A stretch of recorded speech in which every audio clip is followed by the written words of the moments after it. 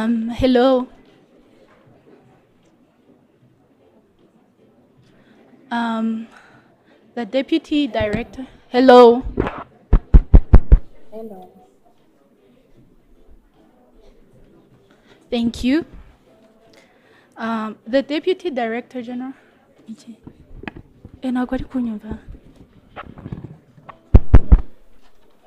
Thank you.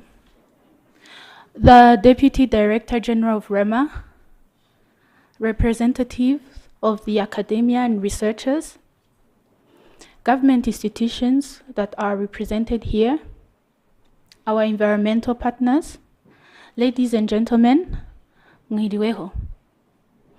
My name is Krista Ruzindana. I'm an environmental auditor, and I'll be working with you throughout this session. First of all, I'd like to thank you all for your presence. It's highly honored and appreciated. Apart from those who are here physically, we are also live. And those who are with us live, I'd like to thank you all and thank you for your presence as well. We have gathered here today for a public lecture on ozone depletion and climate change. Today was organized to mark the World Ozone Day celebration that will happen on 16th September this year. It will have a theme of Montreal Protocol Advancing Climate Action. Usually, the ozone depletion and climate change are seen as different, separate environmental issues. To this year's theme, we'll highly emphasize on how the ozone layer depletion is contributing greatly on the climate change. Without further ado, I'd like to invite the Deputy Director General of REMA to give us the welcoming remarks. DDG, the floor is yours.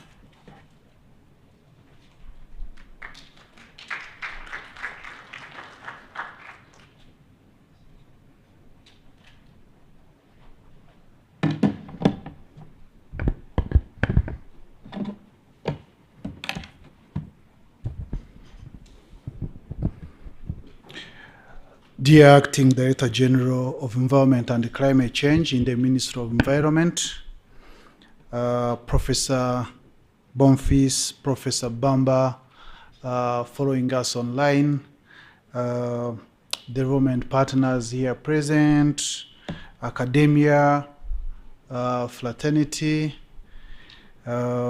colleagues and friends of environment here present, and those who are following us online, good afternoon. On behalf of REMA Management, it's my great pleasure to welcome you all to this significant public lecture ahead of the Ozone Day celebration. As you all know, the world is preparing to celebrate the Ozone Day, as you can see on this flyer, and Rwanda is not left behind. Today, we are gathered to reflect on the critical role of the preserving the ozone layer plays in advancing climate action. It's a coincidence, but a good one. Celebrating Ozone Day with the theme of advancing climate action. It's two agendas which are interconnected. And I think this public lecture will unlock various links which are showing the clear linkage of the two. We must acknowledge the strong tie between protecting the ozone layer and mitigating climate change. Ozone depleting substances, known as ODSs, are also powerful greenhouse gases. As you all know, greenhouse gases are somehow the root cause of climate change. And if some of the greenhouse gases are at the same time ozone depleting substances, you can see that interlinkage. By phasing out the greenhouse gases, we are not only safeguarding the ozone layer, but also make a significant contribution to reducing global warming. Ladies and gentlemen, Rwanda hosted the historic diplomatic conference that adopted the Kigali Amendment to the Montreal Protocol, enabling the global community to phase down the use of hydrofluorocarbons, which are potent greenhouse gases. The work which was done here in 2016, at least for those who have been involved in hosting this historical diplomatic conference, like Professor Bonfils, who is here, myself, I was in the negotiating team. It was so many sleepless nights in the convention center, but which gave us fruits of Kigali Amendment. Even a kid who will be around in 2060s, the name Kigali will remain in the history of the community, of the global community, in terms of preserving environment. Having that name Kigali Amendment itself, it's a pride to the country, but everyone here in the room should be proud of that. And we need to keep the ball high so that we can even achieve more. Beyond the Kigali Amendment, Rwanda remains a key player in advancing global efforts to protect the ozone layer and combat climate change. Being a key player as a country is one thing, but as academicians, as technocrats, as citizens, if we don't translate this, if we don't translate the scientific reports we are doing, the inventories we are doing, in terms of the future Rwanda we want, it will not serve for the purpose. So my humble appeal to you all is to listen attentively, the public lectures we are going to get, but we need to make sure that we are translating the knowledge, the data in our daily life so that we can embrace the sustainability we are talking about.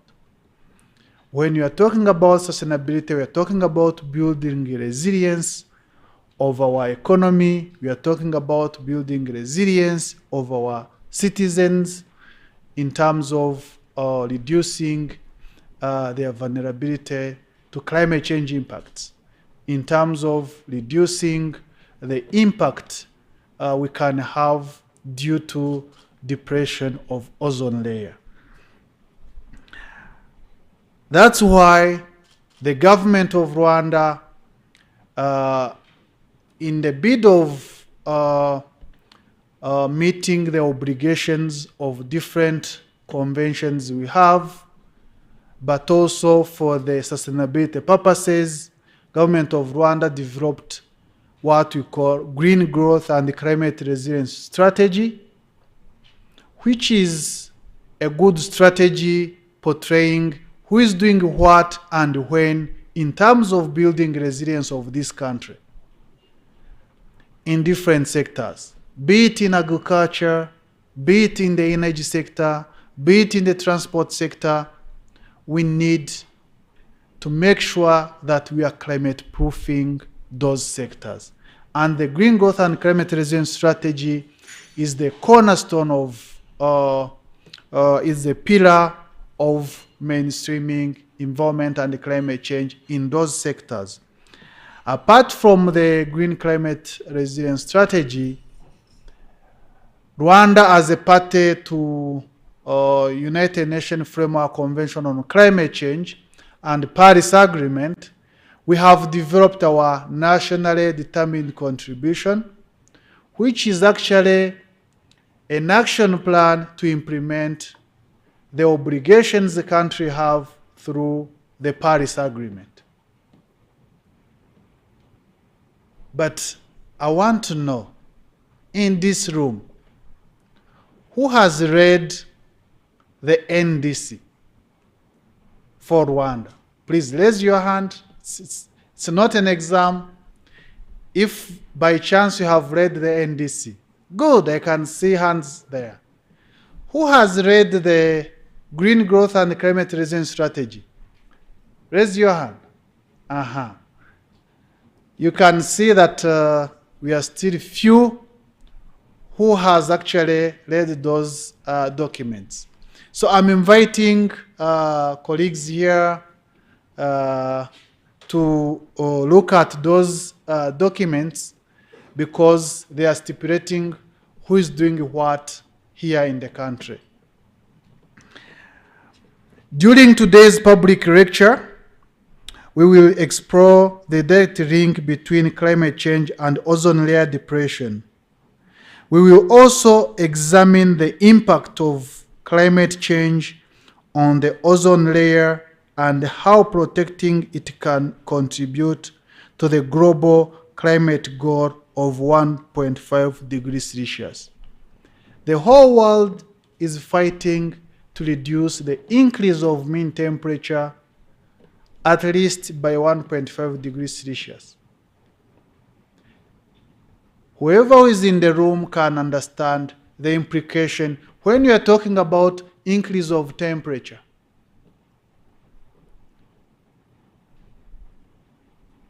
Just translate it in our daily life.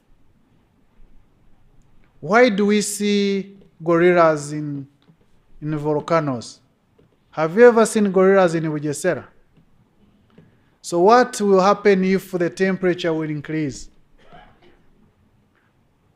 Why do we see this particular plant in this particular region, but you can't see it in another region? It's because of agroclimatic conditions of that region.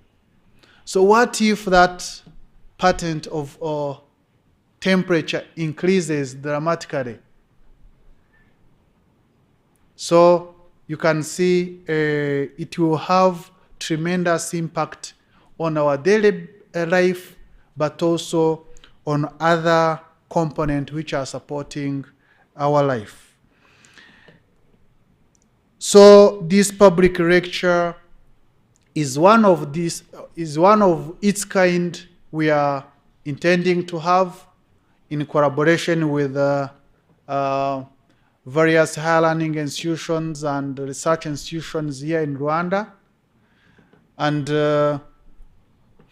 we are planning to work with them tirelessly so that we can have series of this kind of public lectures, because we saw that in the most of time, technocrats are talking to themselves. Academicians are talking to themselves. But we need to have where the two parts can meet and inform decision makers, so that decisions which will be taken in this country will be based to facts from scientific point of view, but also from analysis of experienced technocrats. I urge all of you, whether joining in person or virtual, to actively engage in today's discussions as a space for reflection, learning, and taking actions. Together we can continue to build on our successes and address the environmental challenges of today. ensuring a greener and healthier planet for tomorrow. Colleagues, I can't conclude my remarks, my welcome remarks, without appealing to different audience we have here. For development partners invited here, we are appealing to you to continue the support of research activities. Science research are the foundation of informed decisions. For academia fraternity here present and those who are following us virtually, we are appealing to you to use existing networks in Africa, globally, and increase research we are conducting here in the country. We need to have so many research conducted on our soil, conducted by our researchers. We have also another appeal to private sector. It's very clear from our vision 2050 that private sector need to lead climate actions. If private sector is not investing in the climate actions, then we'll remain just with plans, but without actions. Last but not least is to fellow technocrats from different governments, government agencies invited here to offer conducive environment to researchers, to academicians, to private sector, so that they can be able to deliver on what they are supposed to deliver. Said so, on behalf of REMA management, I want to wish you fruitful deliberation in this public lecture, and thank you very much.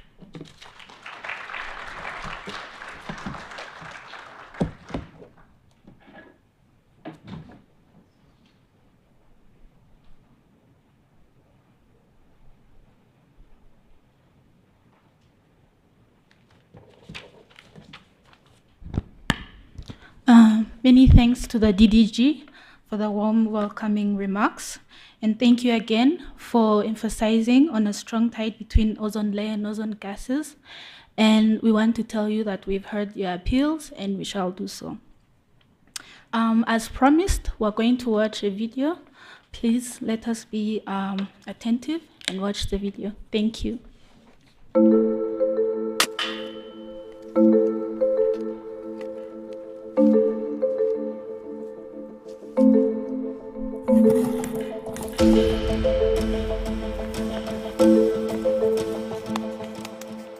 Planting a single tree might seem like a small gesture, but here in Rwanda, even the seemingly significant can spark remarkable transformation.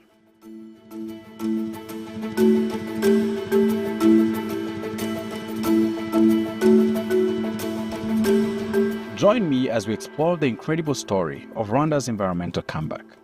This journey will take us from the ashes of despair to a vibrant tapestry of life, a testament to the unwavering spirit of a nation that dared to dream green again.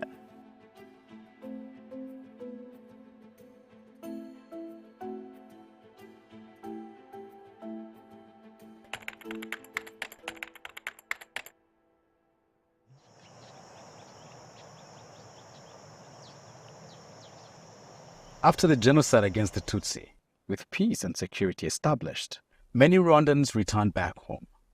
But their return came with challenges. They were in need of land for resettlement and agriculture. This resulted in deforestation, land degradation, and biodiversity loss. The once vibrant Akagera National Park and the former Gishwati and Mukura Natural Forests were among the parks and forests that suffered. This degradation led to droughts in the eastern part of Rwanda and contributed to flooding and landslides in the northern part of Rwanda. But with vision and leadership and determination to partner with nature, the country embarked on a mission to put the environment at the heart of everything it does. Hari ibikorwa byinshi bifitiye igihugu akamaro, bifitiye n'abanyarwanda akamaro, bigenda bizamuka, ari ugutera amashyamba, ari isuku, ari kugenda bashyiraho ingomero z'amazi ahantu hamwe na hamwe kugira ngo ubutaka bureke kwangirika. To achieve its bold vision, Rwanda needed the right policy frameworks and environmental management institutions. That's why, in 2003, the country introduced a new Rwandan constitution safeguarding the right to a clean environment. This was followed by the establishment of the Rwanda Environment Management Authority, REMA, in 2006. In 2011, Rwanda made history by pledging to restore 2 million hectares of deforested and degraded land by 2020, a bold commitment that set the stage for change.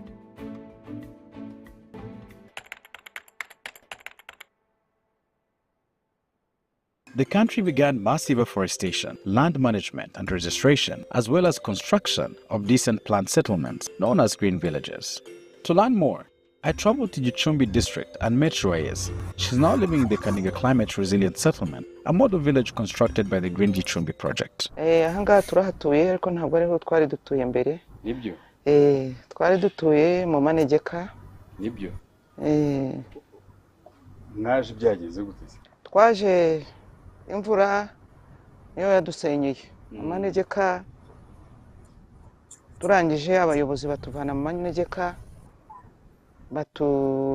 baducumbikira mu mazu, leta ikajya iturihira amafaranga. Noneho nibwo uyu mushinga wa Green Gicumbi wari wateguwe kubakira abantu inaha. Joyeuse's story is one of thousands across the country and demonstrates the country's commitment to protecting its environment and improving the lives of citizens. Through the Bone Challenge, Rwanda started a border-to-border restoration journey. In 2019, Rwanda had achieved 30.4% of its land area covered with forests. One area of focus for restoration is Amayaga in the southern province.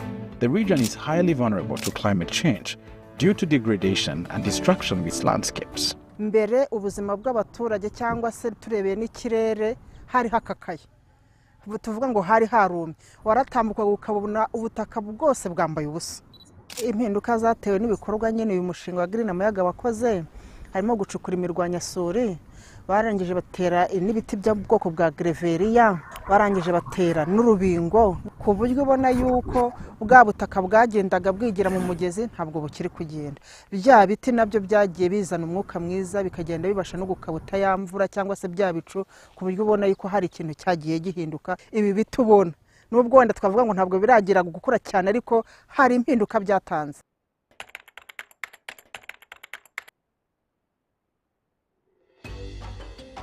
Forest restoration efforts were undertaken hand-in-hand with wildlife conservation. In 2015, lions were introduced in Akagera National Park. In 2017, rhinos made their return as well. Rwanda became home to the Big Five once more. Significant efforts have been made to ensure people can live in harmony with nature. And today, the communities living around Rwanda's national parks are champions for conservation. In the Western Province, restoration efforts have brought the Gishwati and Mukura natural forests back to life. And today, the landscape is protected as Rwanda's newest national park. In 2020, UNESCO recognized the park as a biosphere reserve, a sanctuary for life. Today, the park is a shining example for the power of community-led conservation. The same focus on restoration revived Rugezi wetland, and in 2006, the wetland was designated as a Ramsar site, meaning it is of international significance.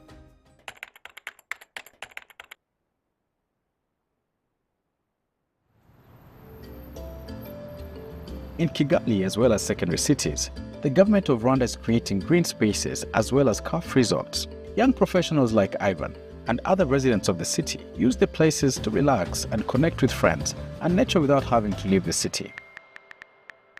I am so glad we have spaces like this car-free zone in the heart of Kigali. As a young professional, it's important to have clean green spaces like this to relax and recharge. It not only promotes a healthier lifestyle, but also contributes to reducing pollution and improving our environment. Speaking of green spaces in Kigali, Nyandungu wetland had become degraded. It had lost much of its biodiversity. In 2016, Rwanda began transforming these natural valuable assets into a recreational and educational park. It is now serving as a blueprint for 5 more wetlands which are being restored around the city of Kigali. One of those wetlands is in Gikondo, where Engineer Samson is coordinating rehabilitation activities. Hari ahantu hahoze inganda hano, hahoze n'ibikorwa by'abantu ku giti cyabo, aho bagenda bakora amagaraje muri kano gace urugero ka Gikondo, ahantu hari ibibeto birimo hasi n'ibindi bijyanye na sima bikurwamo bikajyanwa ahantu hateganyijwe hemewe kugira ngo baje gusigasira cyo gishanga mu buryo bw'umwimerere. Ahazaba hari igishanga cyakiri kigiye kuba karemano cyangwa permanent wetland, aho tuzateramo bya byatsi karemano bimwe tuzi byo mu Rwanda ya mivumu bisanzwe byura mu gishanga. Rwanda's nature restoration efforts have inspired even greater action in the journey towards a greener and more sustainable future. From 2004, Rwanda said no to plastic carry bags and later single-use plastics. No one believed it would be possible, but it worked, and the world took note. That's why the country will be among the first to call for an international plastics treaty to put an end to plastic pollution by 2040. And it didn't stop there. In 2017, the country opened the first state-of-the-art e-waste recycling facility in the region with the capacity to process 10,000 tons of e-waste every year. Not only is this protecting the health of Rwandans, but it has also created green jobs for young people. As the threat of climate change grows, every nation needs to play its part. In 2020, Rwanda became the first country in Africa to submit its revised climate action plan. Rwanda set an ambitious goal to reduce emissions by 38% by 2030 and become carbon neutral and climate resilient by 2050. But how will the country achieve this impressive target? The answer is simple: through climate resilient agriculture, smart mobility, and clean energy. Rwanda is leading the e-mobility revolution in Africa. Electric cars and motorcycles are transforming transportation in this city, reducing air pollution and the need for fossil fuels. And speaking of energy, in 2014, the country switched on an 8.5 megawatt solar plant in the Eastern Province, which is now powering 15,000 homes. The plant has 28,000 panels arranged in the shape of Africa and was the first large-scale commercial solar field to be constructed in East Africa. In urban areas, rooftop solar powers homes, offices, schools, and hospitals. Even remote villages now can access electricity thanks to solar microgrids. In just 30 years, Rwanda has been transformed and is an inspiration for many around the world. This is the result of Rwanda's visionary leadership that has put people at the heart of environmental conservation. Rwanda remains committed to inclusive and transparent negotiations for a green and climate resilient future. By ensuring a green and healthy environment for all Rwandans, investing in reforestation and climate resilience, promoting biodiversity restoration, banning single-use plastics, embracing e-mobility, and harnessing clean energy, Rwanda is proving that sustainability is not just a trend, it's a future that we all share.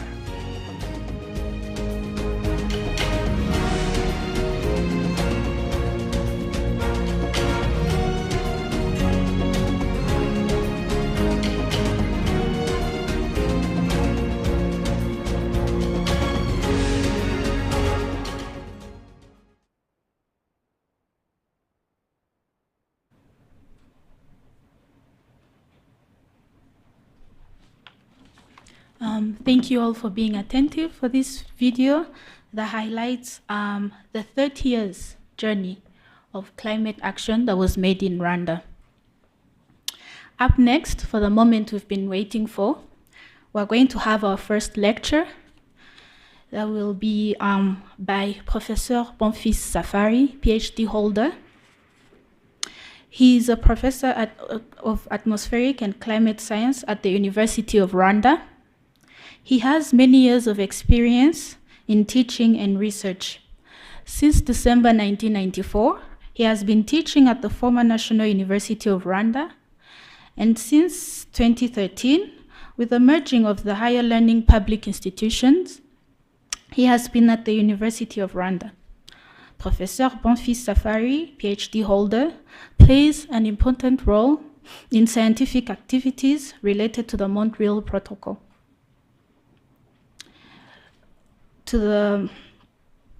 Now, Professor Bonfils Safari also, he is the co-chair of the Scientific Assessment Panel, SAP, since 2015.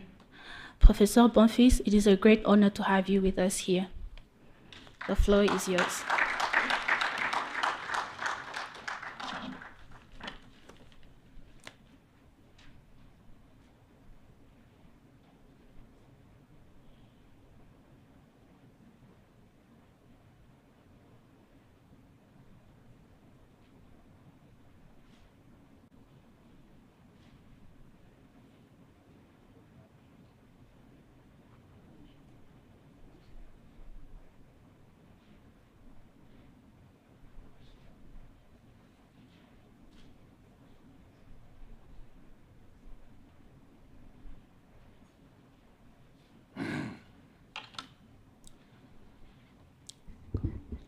Good afternoon, everyone.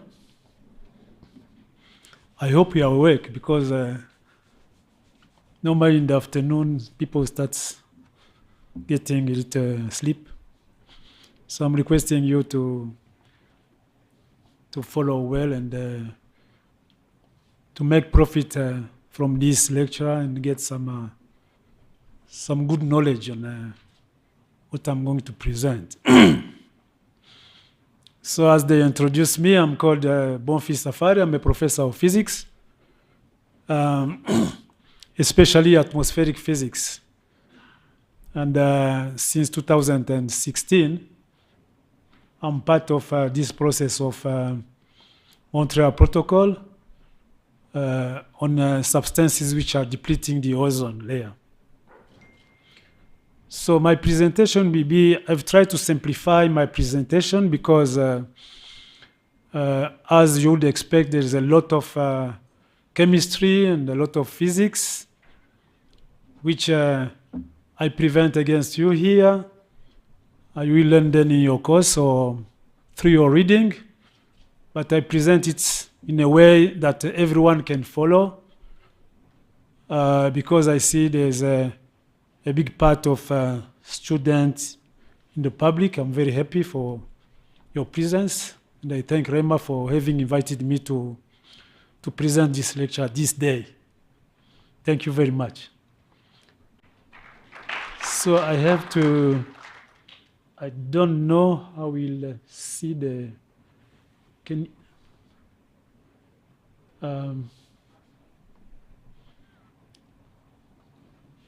is there any microphone, my mobile microphone?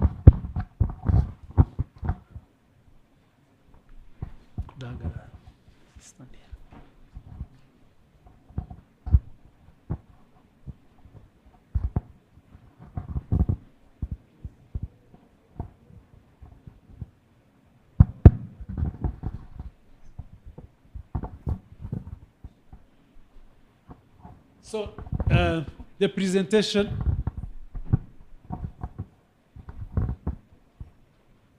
Okay, so I start with the outline of my presentation. So I talk about the ozone. Even if I repeat what you know, but I suppose that some other people, they don't know. Then I go to the stratospheric ozone. That is the main topic of the central topic of our talk. And I will talk about how the ozone in the stratosphere is formed. Then the stratospheric ozone, how it protects against UV radiation. I will explain what is UV radiation in simple words. And then I talk about the ozone depletion. Ozone depletion, the stratospheric ozone depletion, the ozone depleting substances, you have to know them also. And then I go to the Montreal Protocol, and the Kigali Amendment, which is relating the Montreal Protocol to the climate change.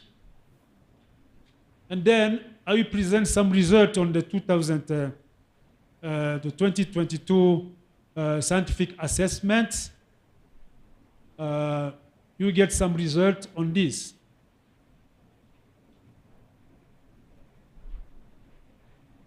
So we start by understanding what is the ozone. What is the ozone? Where it is found.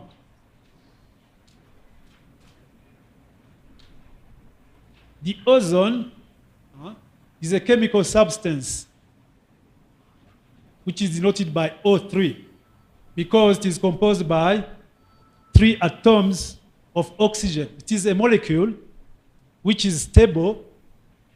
It is stable, but very, very reactive. Very reactive. And in the common life, you have found ozone different places. It has a special smell. It has a special smell. For example, if you take a tire, you burn it. That smell is the ozone.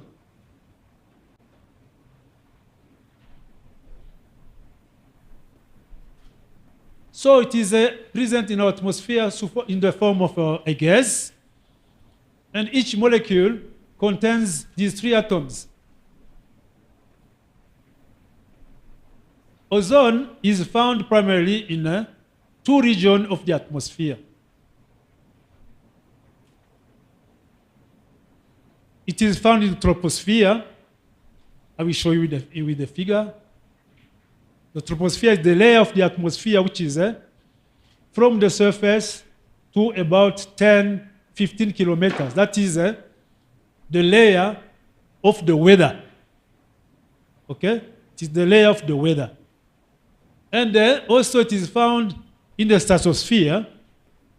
The stratosphere is the layer which is above the troposphere, expanding from 15 kilometers up to about 50 kilometers.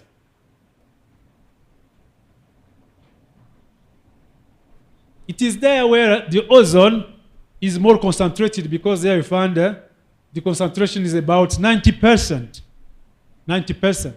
The 10% is at the level of the troposphere. We say at the level of the surface of the Earth, the 10%. These 2 ozones are different. They are all ozones, but they have different effects. The ozone at the surface, at the troposphere, is mainly related to air pollution. It is related to air pollution, to the air we are breathing, okay? But the ozone which is at the stratosphere, at the top of the troposphere, is what is interesting us because that ozone is the one which is protecting us against the UV radiation. So you can see in the image, you have the Earth, and you have different layers which are surrounding the Earth.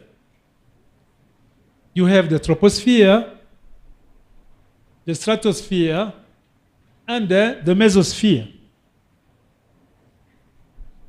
Much of the components which are in the atmosphere are between the troposphere and the stratosphere. Outside the stratosphere, it's like it is empty, almost empty. When you fly with an airplane, You can see that when you are up in the atmosphere. You can see that when you look at the Earth, you look up. You see that up there's nothing almost, except some ions, etc., etc. But most of the matter are between the ground and the stratosphere. So the ozone, as you can see, the blue layer, that is the stratosphere, where the ozone is concentrated. When you look at the profile now of the temperature from the ground to the top, you can see that between the troposphere and the mesosphere, where the stratosphere is, the temperature increase. This is a profile of temperature. You see that the temperature from the surface to the bottom of the troposphere, the temperature decreases. If you go up in the atmosphere, the temperature decreases. But when you reach the bottom of the stratosphere, the temperature starts increasing. It starts increasing. Because in the stratosphere, where there is a presence of ozone, the ozone absorbs. It absorbs the UV radiation. When it absorbs the UV radiations, and it will emit like almost a black body. When a body absorbs a black body or a gray body absorb, it also emits at its temperature. You have learned the law of Stefan Boltzmann, where the energy emitted by a black body is equal to sigma multiplied by temperature at power 4. That is the law of Stefan Boltzmann. So here, the stratosphere, because it is absorbing the UV radiation, it will heat, it will warm. So that's where the temperature increases. And after that, the temperature will decrease because of the reduction of ozone.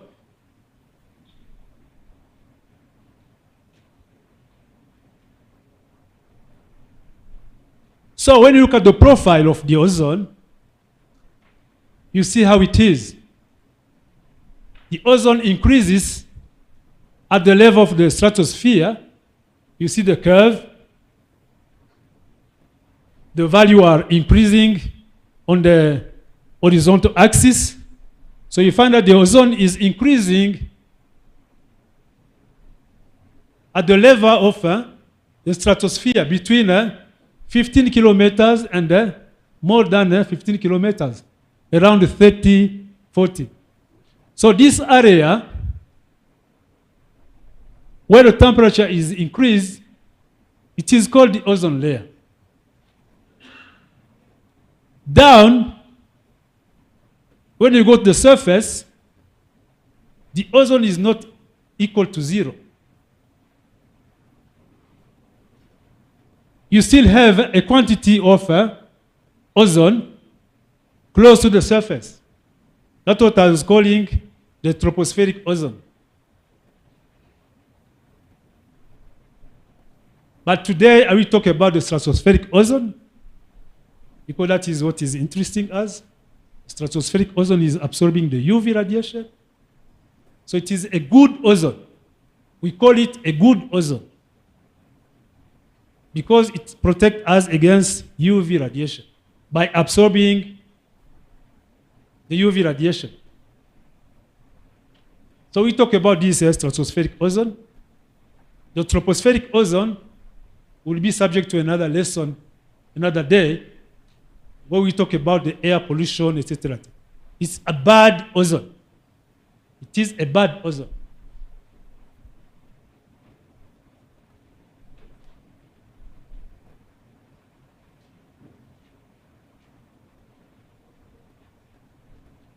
How is it formed, this ozone? It's good to know how this ozone is formed. So it is formed throughout the atmosphere in multi-steps chemical processes. that are initiated by the solar radiation.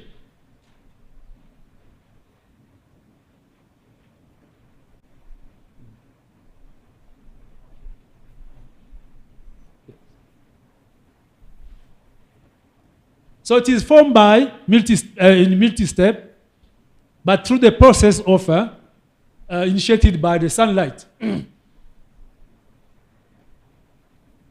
This process starts with an oxygen molecule.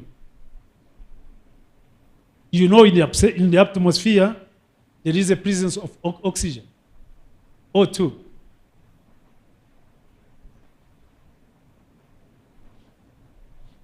So this process has been explained by, I've given some references which you can note, because I suppose that you have a culture of reading, of researching. I don't go into the very details for this, but you have a reference. The one who explained this process of a generation of ozone in the stratosphere is Chapman. It's long ago. It's Chapman in 1930. So you have a publication in the Philosophy magazine on ozone and the atomic oxygen in the upper atmosphere. You can go and go. You are very used to in using your Google, etc., etc. Right? So it motivates you to go and make search and read instead of just getting what to explain in front of you. Go and read and get the details. But I can just summarize this. So the first step is a photolysis reaction, photolysis. That means you have a radiation, a solar radiation, which is provoking a reaction. That's step one.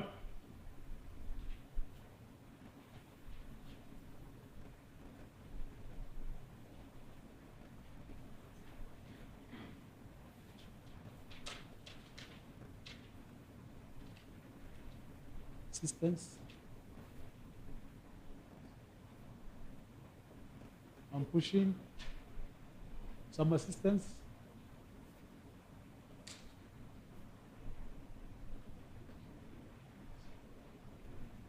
Technician.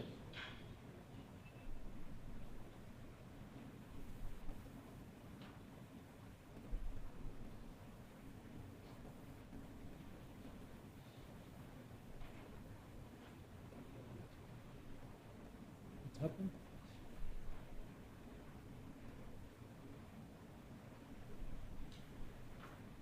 IT.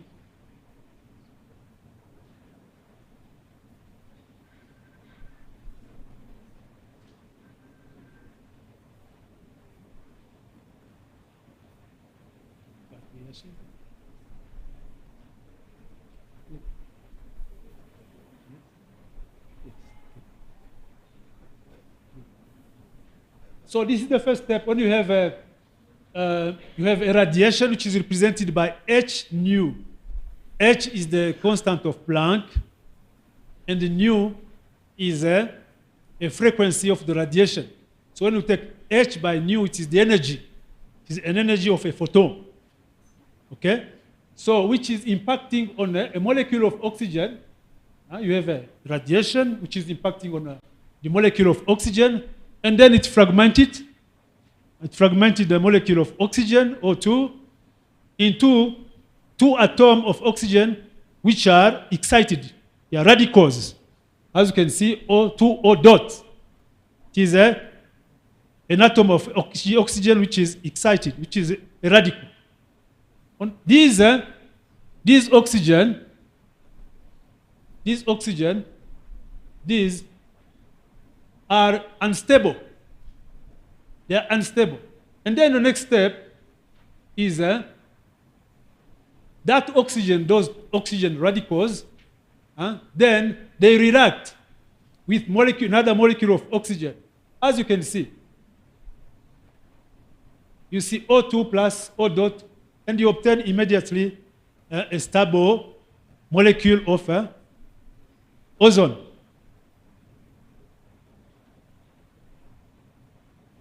The third step is that the ozone then reacts with an additional oxygen radical, there were two, to form a molecule of oxygen.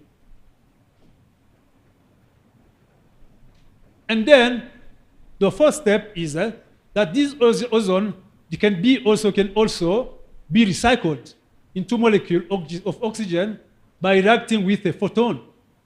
Still there is a photon. The sun is still emitting energy. So you get this, and then, so you have a balance where you have a production of ozone by a molecule of oxygen. And you obtain O3, and then you can, again, this reaction is recycled. It is recycled. So which means that you have all the time a presence of ozone at that level in the stratosphere. This is the theory of Chapman. As I mentioned, you can read that paper, and this shows, it helps from the paper of Chapman, it helps understanding this profile I showed you. It helps understand this profile because more the solar radiation is provoking the reaction of production of ozone, and then the ozone will be concentrated more at that level, and the UV radiation will not be able to go down.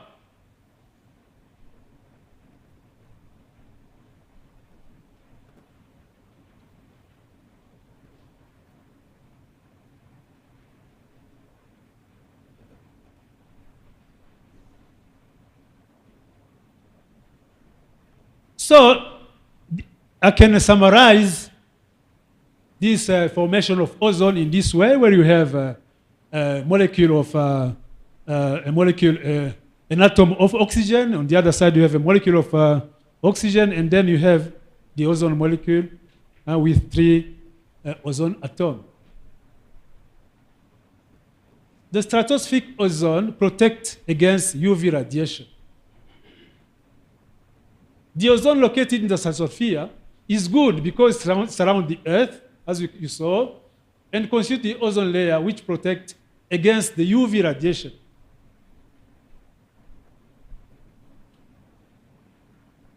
Here I present the spectrum. Don't be afraid with that graphic. It is a spectrum which is representing on the x-axis. You have the wavelength in nanometers, 10 at power minus 9 meters.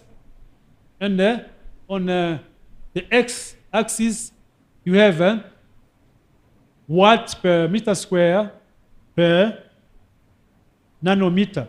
So this is a spectrum of the sun.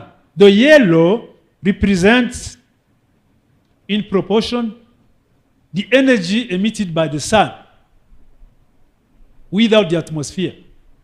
And then the red is what is reached at the surface.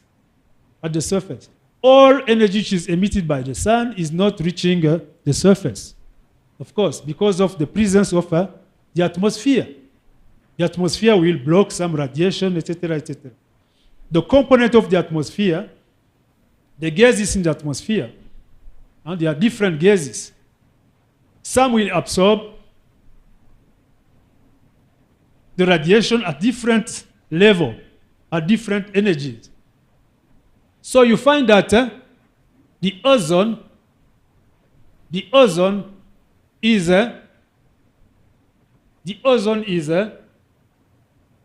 absorbing. Sorry. The ozone is absorbing here. You see? Here. Because this quantity does not reach the ground. This quantity. You see that what is reaching the ground is the radiation and the wavelength here. So these parts of the solar radiation is absorbed by the ozone. Of course, there are some other parts which are absorbed by some other molecules which are greenhouse gases. Okay? Which are greenhouse gases, like the water vapor, which we represent by H2O, and also the carbon dioxide, all right? In this range, and this range is not very energetic. It's not very energetic, this range. And these molecules they are absorbing, they are what we call the greenhouse gases, and they are the ones which are making the atmosphere,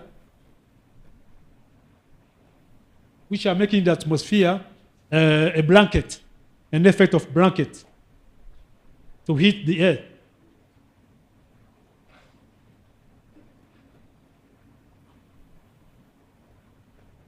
So,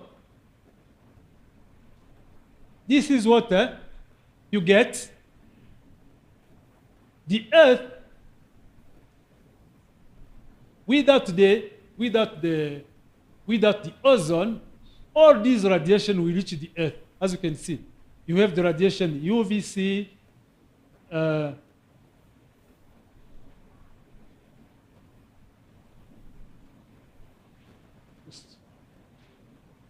sensitive.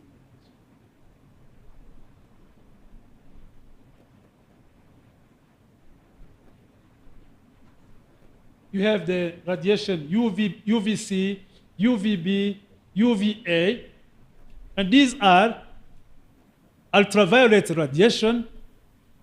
They are defined according to their energy, according to their frequency or wavelength. But you can see that with the ozone layer, the UVC is totally absorbed. The UVC is totally absorbed. The UVB can go straight to the Earth. It is not totally absorbed. And the UVA also is not totally absorbed. But the very, very bad radiation is the UVB.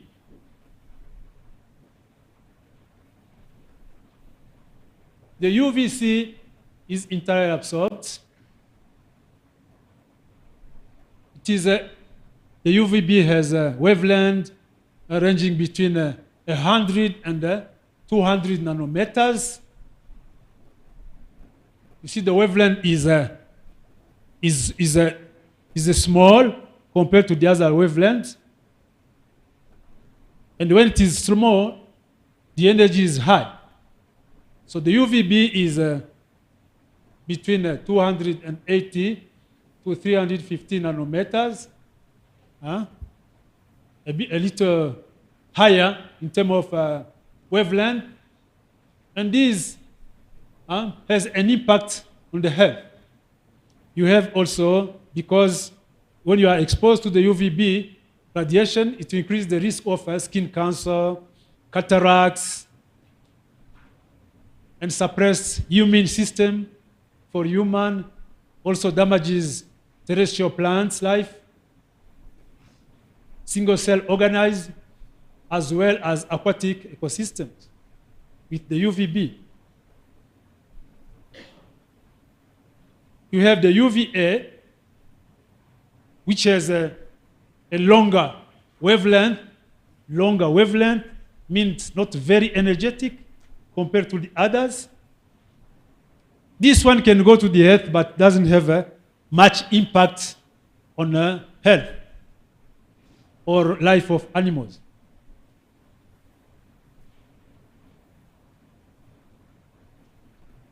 Now let's talk about the ozone depletion.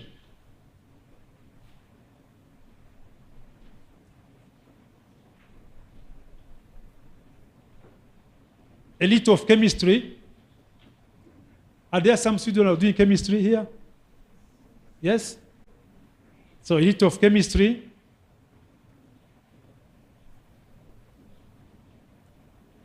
Paul Cruzen in 1970 is not long ago. It's not long ago. In 1970, Paul Cruzen showed that the nitrogen oxide, NO, and the oxide nitric, NO2, react catalytically with ozone. That was in the lab. They made it in the lab. This is an experiment they made, and now you can make it. It's possible. If you have ozone and you have NO2 and NO, you can make that reaction. So he showed that when NO is combined with ozone, you obtain NO2 plus O2. But NO2 plus O will give NO plus O2. And you have ozone plus, when you have ultraviolet light, you obtain O2 plus O. And the balance is that, if you look at the balance, you obtain the molecule of ozone, which has been balanced with 3 atoms of oxygen, which means that the NO and NO2, their presence is just to facilitate the reaction. Just to facilitate the reaction. What does it mean then? An ozone, to make an ozone be destroyed, there is a need of presence of NO and NO2 in the stratosphere. That's the first experience he made in the lab.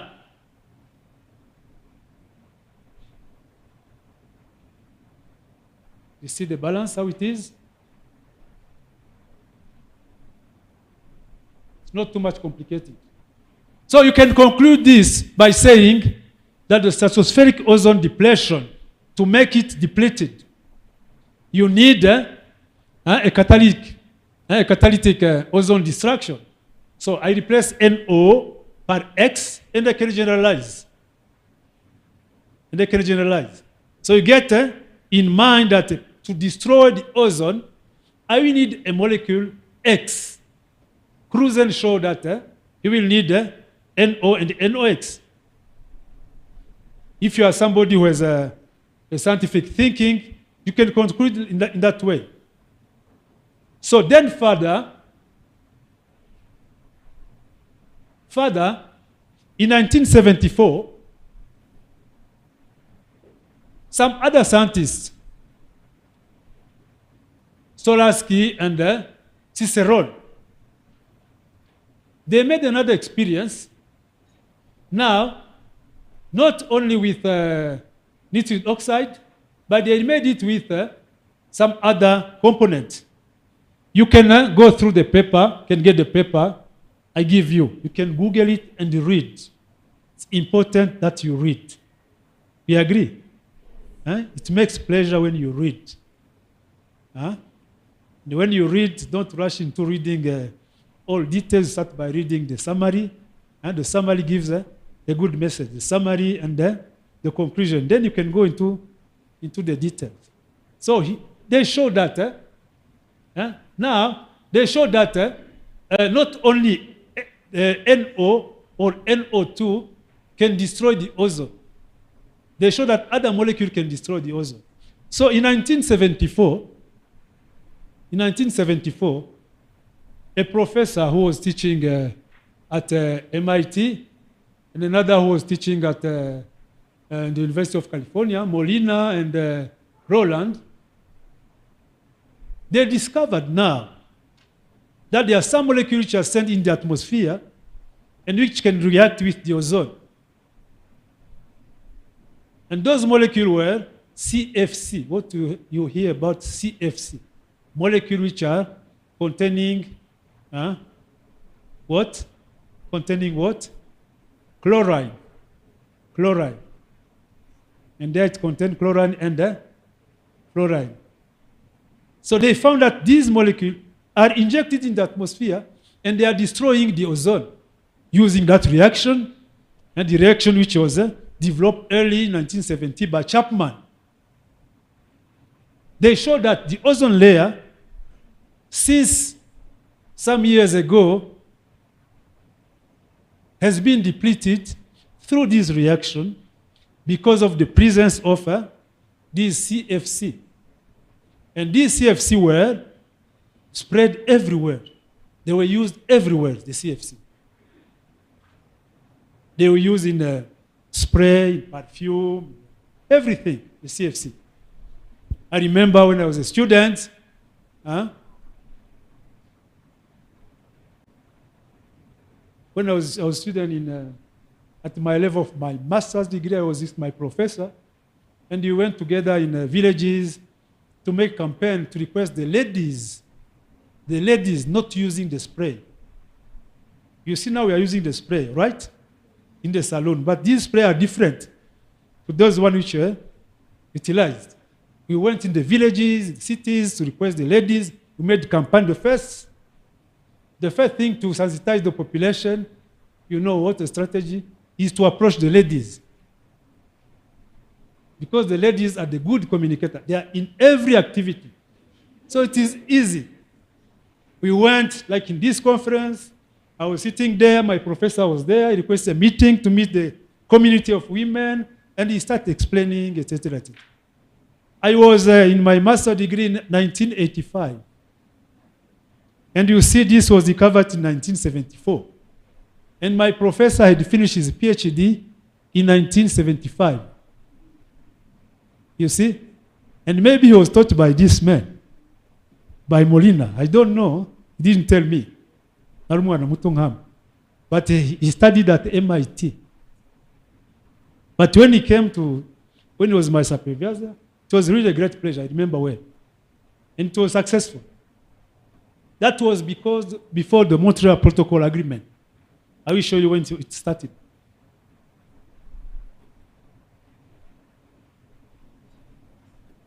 So these are the people who got the Nobel Prize because of their research. You have Cruzen, all right? Cruzen, who wrote his paper, and then we have Molina and then Roland, who wrote together a paper, and they got a Nobel Prize. It's a lot of money.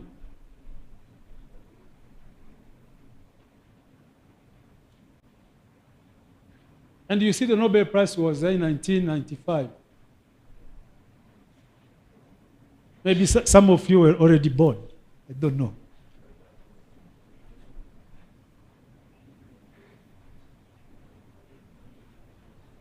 So, in their paper, what did they say? They proposed that the chemically inert CFC, it is an inert gas, could gradually be transported up to the ozone layer, there to be met by such intensive ultraviolet light, that they would be separated into their constituents, notably chlorine atoms.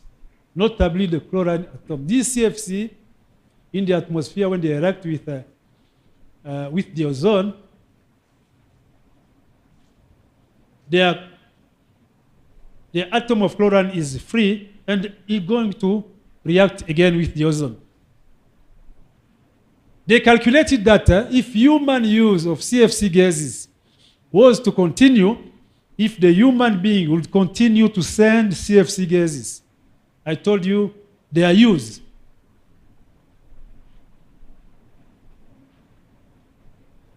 at an unaltered rate, the ozone layer would be depleted by many percent after some decades, after some dozen of years.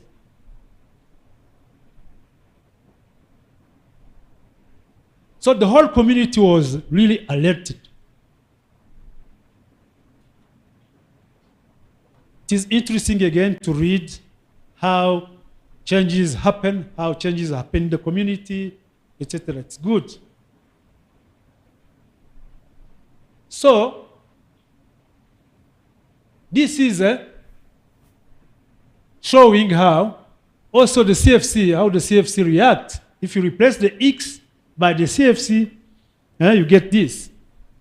when you have the CFC reacting, first of all, you have the energy, the solar impact, the solar energy which is impacted the CFC at a certain frequency, at a certain wavelength.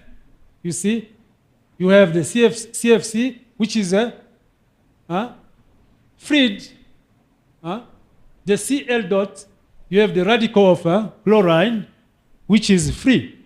And that radical will react. It will react also.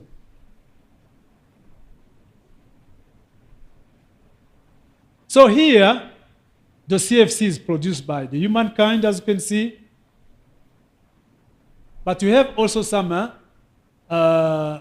depleting substances of ozone which are naturally produced, like the metal chloride from biomass burning.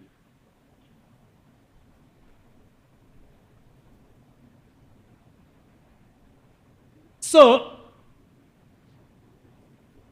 researches were done everywhere to discover that not only the CFCs are destroying the ozone, but also the hydroxide radical, OH. The hydroxide radical is coming from H2O, from the vapor. If I write H2O, it's not water, it's vapor in the atmosphere. It is a gas also. So the radical OH also can contribute to destroy the ozone. You have the chlorine. The chlorine was already done. And they found also that the bromine also contributes. A molecule with bromine will contribute in destroying the ozone, as you can see in the reaction. You have also the nitric oxide. I've mentioned it. So we can summarize by saying that the radical, the chlorine and bromine radicals, the NO radicals, these can destroy the ozone. It is interesting I don't talk about the radical OH. I don't talk about this. It is not part of the Montreal Protocol. The radical coming from H2O, this has happened recently, some 2 years ago, where there was an eruption of a volcano, an underwater volcano, which we call Hunga Tunga. You can write it. It's very interesting also to read it. That volcano exploded, was erupted, and sent a lot of water into the stratosphere. Sent a lot of water in the stratosphere, and that water was dissociated, and there was a lot of radical OH. And it contributed to the destruction of the ozone. But this will be seen some few years back. There are very, very research in course where they are trying to assess how the ozone was depleted, the Hunga Tonga. But I don't talk about it. But the eruption of volcanoes are not human-made. They don't happen also very often. It is a natural situation which a human being cannot control.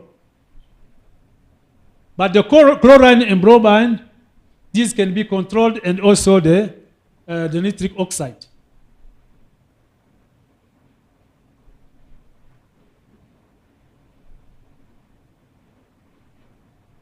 So the use of the chemicals which are depleting ozone layer is controlled by the Montreal Protocol.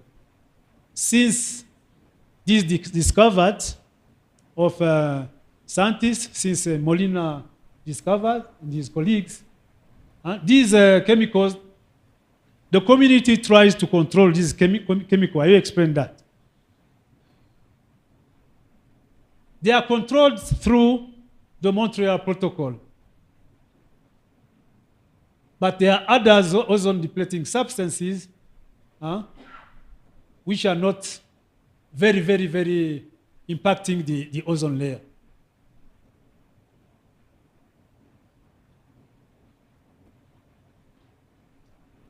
So these depleting substances are the following.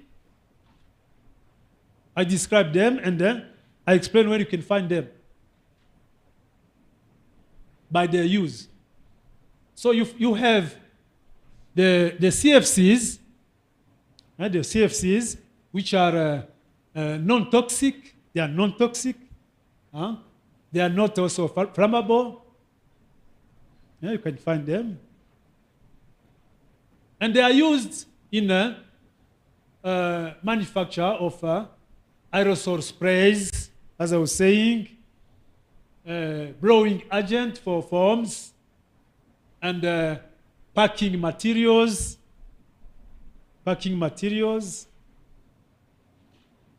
solvents, and refrigerant, DCFC.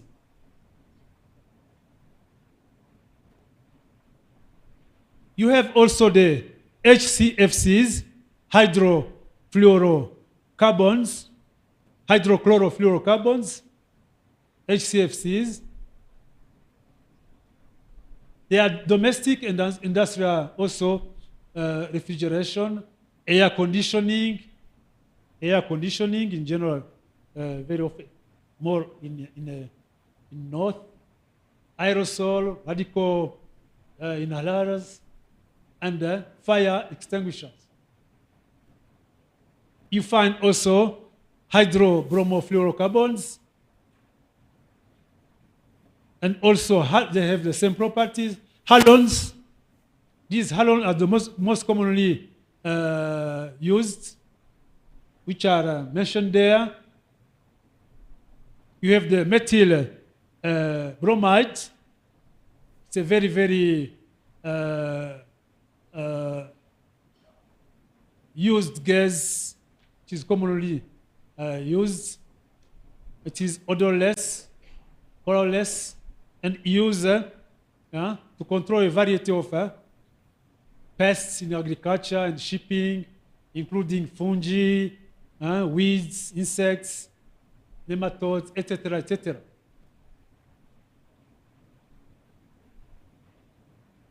You can meet these in the common life. You have the bromochloromethanes, which is used in fire, extinguishing fluids, also as solvents in the manufacture of pesticide and other products. You have the carbon tetrachloride, you know it, CCl4, which is used in the cleaning fluids in home. It's like a soap, And industry, it is used also as a fumigant to kill insects.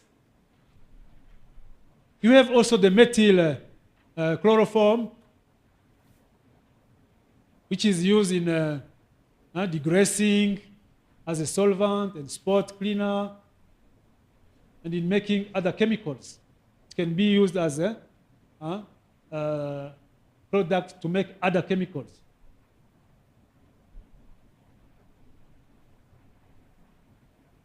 What we can say is that the catalytic reaction, which was presented by Chapman, which you saw, together with the catalytic destruction and also the Chapman cycle of production of ozone. These two theories account for just the observed average levels of stratospheric ozone. The observed average, the average. You have the average, but you have also variabilities.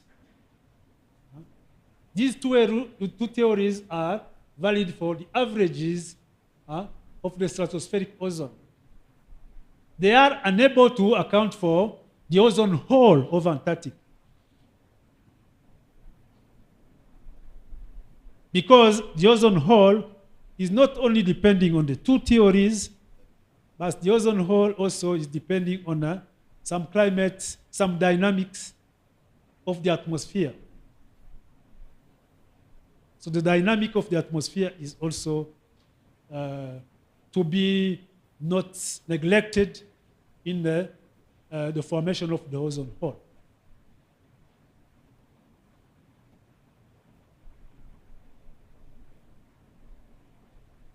So as I said, the depletion of the ozone layer primarily increases the amount of UVB radiation that reaches the surface. So we have to avoid the ozone depletion that would increase human exposure of UVB radiation. How? And now, through the Montreal Protocol. Countries have to sit together because it is a global problem. They have to sit together and agree on some strategies to protect the ozone layer, meaning to reduce these substances which are destroying the ozone layer.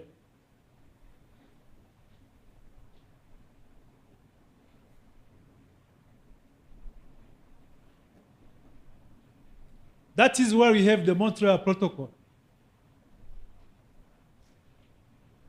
So the Montreal Protocol on substances which are depleting the ozone layer. That's where we reach now. When people have been sensitized, countries have been sensitized, scientists made an effort to sensitize the community, the policymakers, etc., etc. That is where now countries sit together, governments sit together to make some strategies because this is a global problem. The depleting substances are produced mainly by developing countries. You understand? Right? Developing countries which are producing these gases. Because the fridge you are using, the AC conditioners, most of the developing countries, they used to talk about underdevelopment countries. And then now, he said we are developing countries. So it's like an insult. But most of these substances are produced by industries, Western industries, developed countries. But since the developed countries have been sensitized, they are the ones to very quickly help us, you understand, to not be victims. So countries sit together, but we have different visions, of course. I am part of the scientific assessment of the Montreal Protocol. I'm coming from developing countries, developing countries.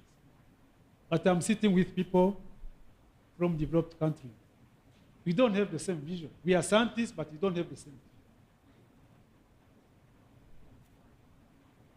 So we have to agree, and the country have to agree and sit and negotiate.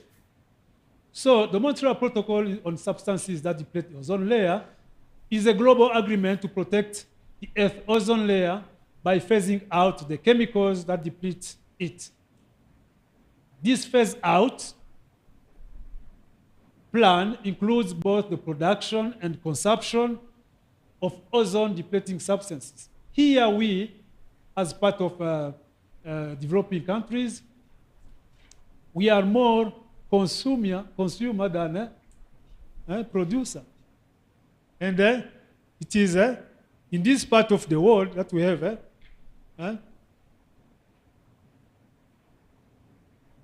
a big part of the population.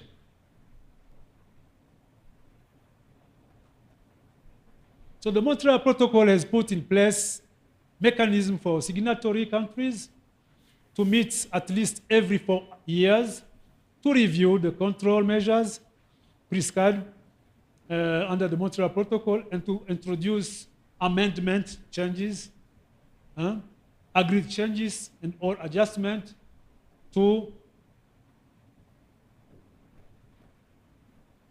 the treaty if necessary. They work very, very hard. Look, in 1985, 10 years after the discovery of this depleting substance, 1985, like 10 years after,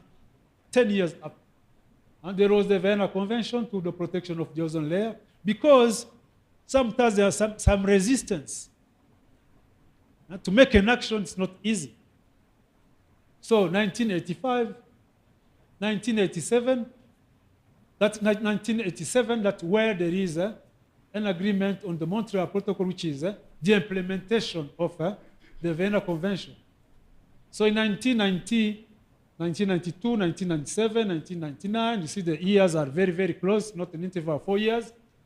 There were many meetings for amendments, many meetings.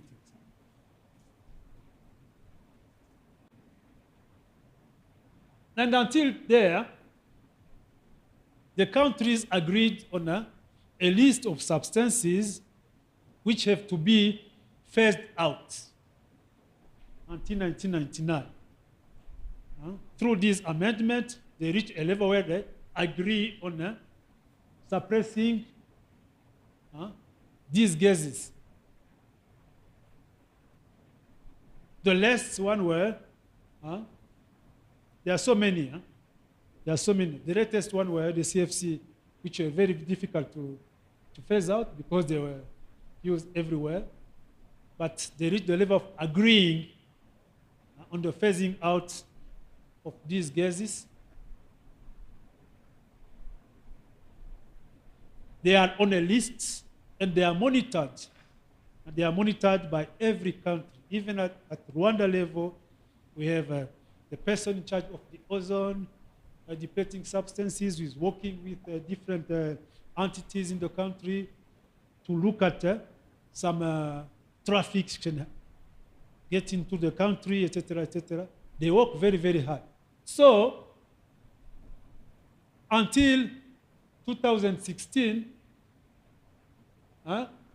when there was this meeting, which was mentioned by the Deputy Director General of REMA in 2016, not 26, sorry, 2016, when there was a meeting to amend the protocol, the Montreal Protocol. It was here. I was also attending on 10, 15 October 2016.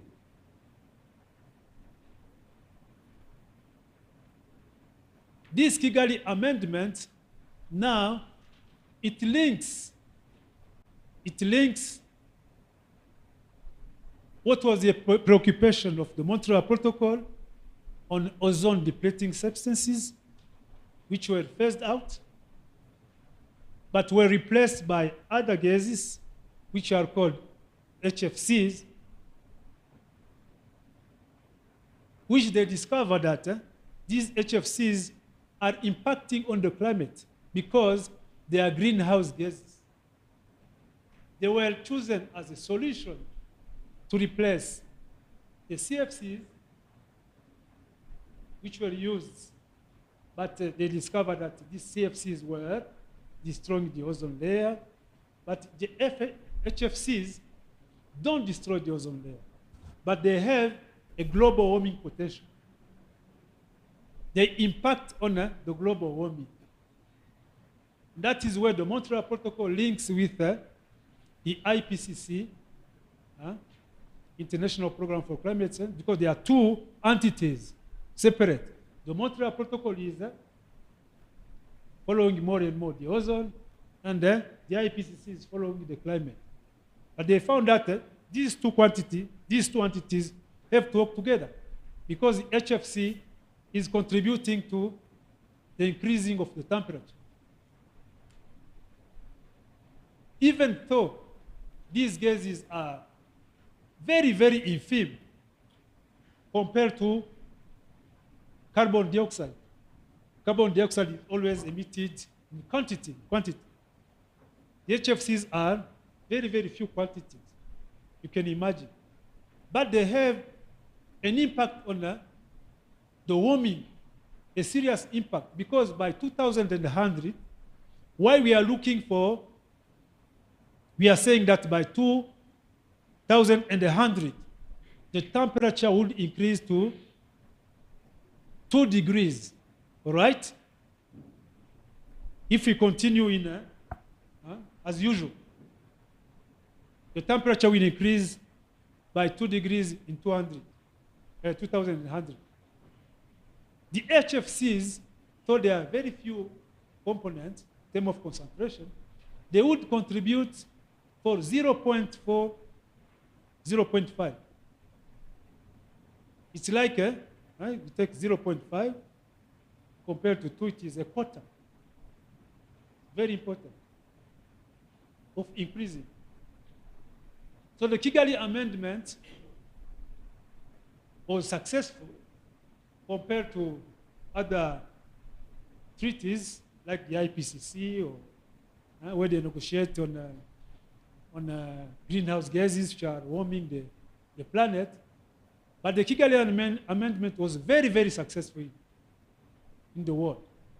That makes really the success of the Montreal Protocol, where about 198 countries here in Rwanda, they were committed to make it, despite their different views, etc., but they agreed to reduce these by 2000, and that's what we call the word avoiding. So it's important also when you go through your reading, etc., etc., right? You read the word avoiding. You Google the word avoiding. We find these figures which are showing how the trends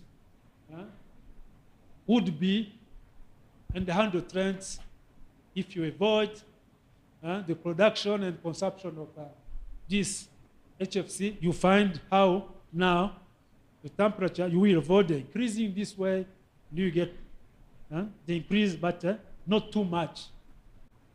The word avoiding. Kigali Amendment, the word avoiding. You see, it's very, very interesting to read. It makes you love the science. See, you can love the science without it.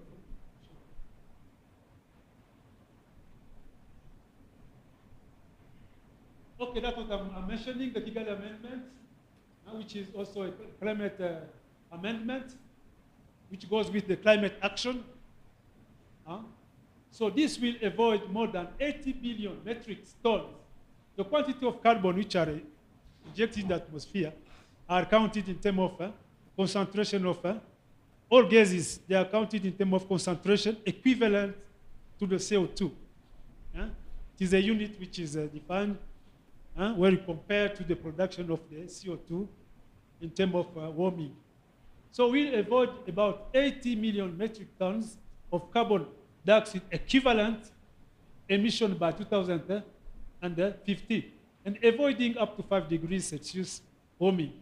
The amendment stipulates that developed countries will reduce HFC consumption by 2019. It's supposed that by 2019, the developing country will start. The developed countries, they will start in 1990. But for the developing countries, we'll start later, of course. We wait for the technology in the developed countries to change so that we make strategies also to replace our equipment because we buy them from the West. So the developing countries will start freezing by 2028. 2028, which means that we are still consuming these HFCs. You are young.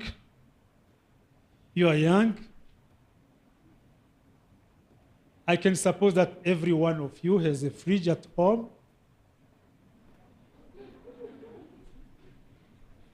Even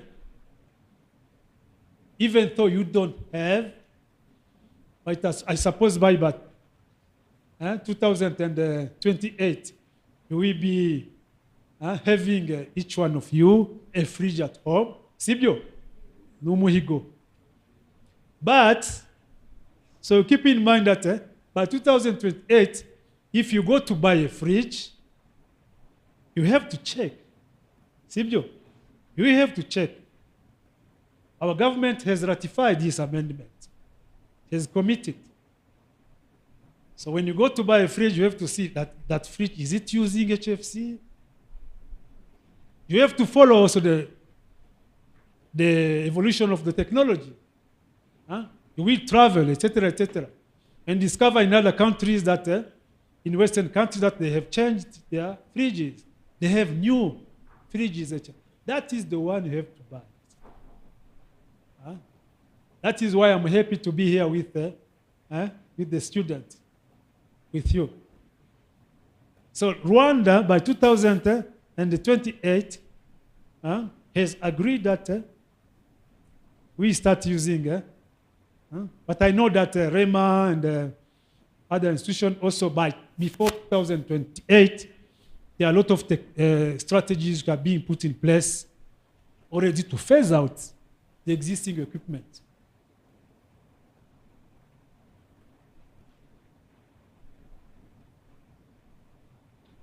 Okay, Rwanda has ratified on 25th May, you see.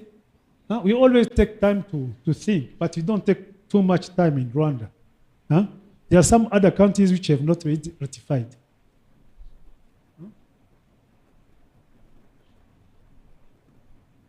There are some other countries where you see Murabis, where the politics is not serious.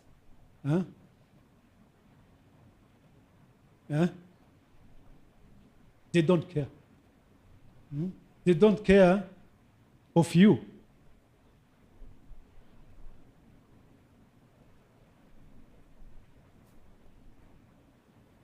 So I go to the recent results, which are presented by the scientific assessment panel, which I'm part of. And I explain what it is. It is a committee which is part of the Montreal Protocol. So the scientific assessment panel assesses the status of the depletion of the ozone layer and the relevant atmospheric science issues. The scientific assessment co-chairs are consulted during meetings of the conference of the parties to the Vienna Convention for the protection of the ozone layer, meetings of the parties to the Montreal Protocol on the substances that deplete the ozone layer, a meeting of the ozone research managers, and the related meetings. A report prepared every 3 or 4 years by the scientific assessment panel, which consists of hundreds of top scientists from around the world. We select the very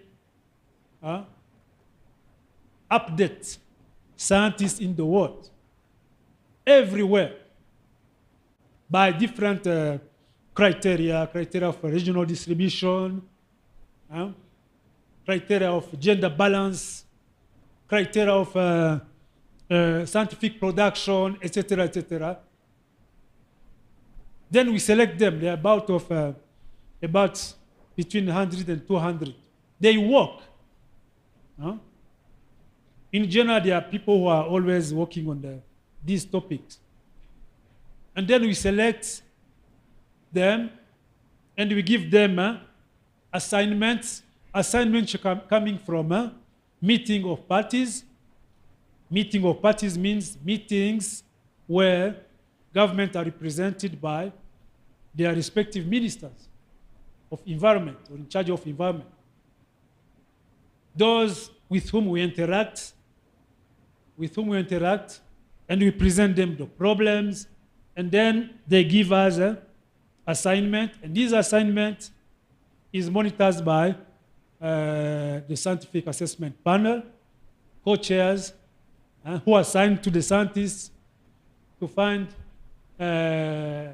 some results and recommendation. So this scientific assessment report is about page. I recommend you to look to it, but it is heavy. It is very heavy. It is also on the website. When you Google, okay? But no need to download it. It's a heavy document. All right, it's a heavy document. But what we do for people like you who are not very advanced in science, we make an executive summary for people like you who are already dropped in science, curious, etc., etc., we make an executive summary which is about between 30 and 40 pages. And then we make a summary for policymakers. Summary for policymakers, we take like 2 or 3 pages. 2 or 3 pages. You understand? A document from 500 pages, you summarize it in 40, 50 pages, and then you summarize it again into 2, 3, 4 pages.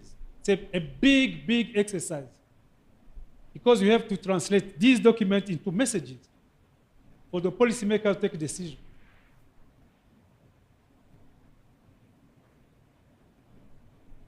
So this image represents the trends, the changes, the changes which are happening at the level of the ozone layer. The ozone layer, in fact, is observed in Antarctic continent. Is observed in Antarctic continent. You may ask why it is not observed in the tropics.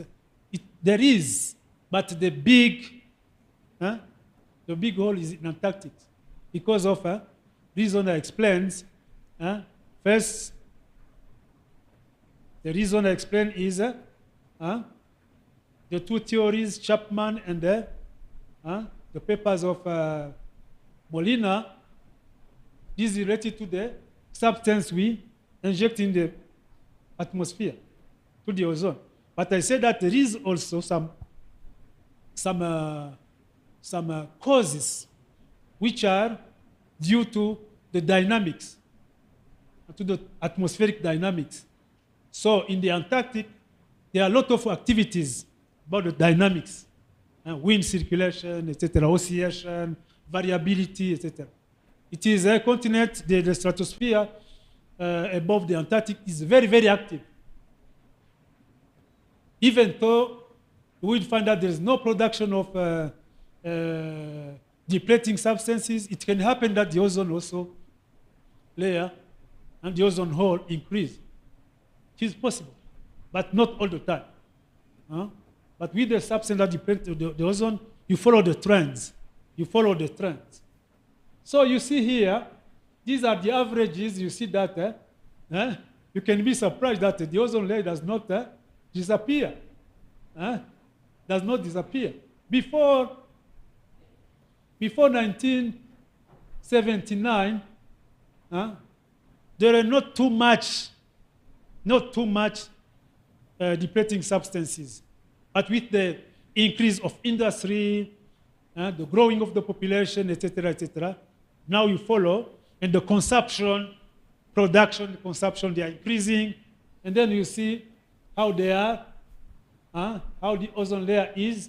It has been increasing. It has been increasing. It has been increased, but sometimes you find that it decreases. Okay, but it is easy to see it. It is easy to see it with this graphic. If you average, you make an average. This gives a certain optimism. When you look at this, you average, you look at the years, you see, and the dots are showing now the decreasing, increasing, etc., etc. But you see that by end 90, after the Montreal Protocol, 1987, there has been a serious commitment somewhere. Somewhere. You see that the trend is no more,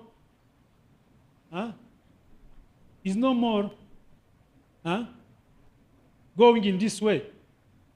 There is a certain stability, but with variations, as I said, depending on the dynamics, the weather, etc., etc. But you see, and you can see also that if you make an average, you see that there is somehow a decrease. There is somehow a decrease. And in 2020, there was a serious decrease. A serious decrease of the ozone hole. But on the average, you see that there is yeah, a declining. There is a decline. So these are made with observation. See, the NASA has satellites, they make measurements, etc., etc., and also they compare also with what is done by modelers, those who do modeling, simulation, etc., and they agreed. They agreed. So when you compare the observation, you will see. So okay, the ozone 19, as I said, you see, kind of stagnation. Okay, we cannot talk about decrease after 2000. We don't know. We don't know. Don't engage ourselves. Just show the observation. But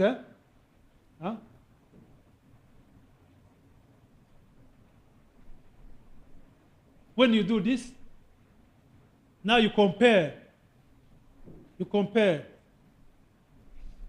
what we have, the ozone hole data, and then you compare with the production of depleting substances.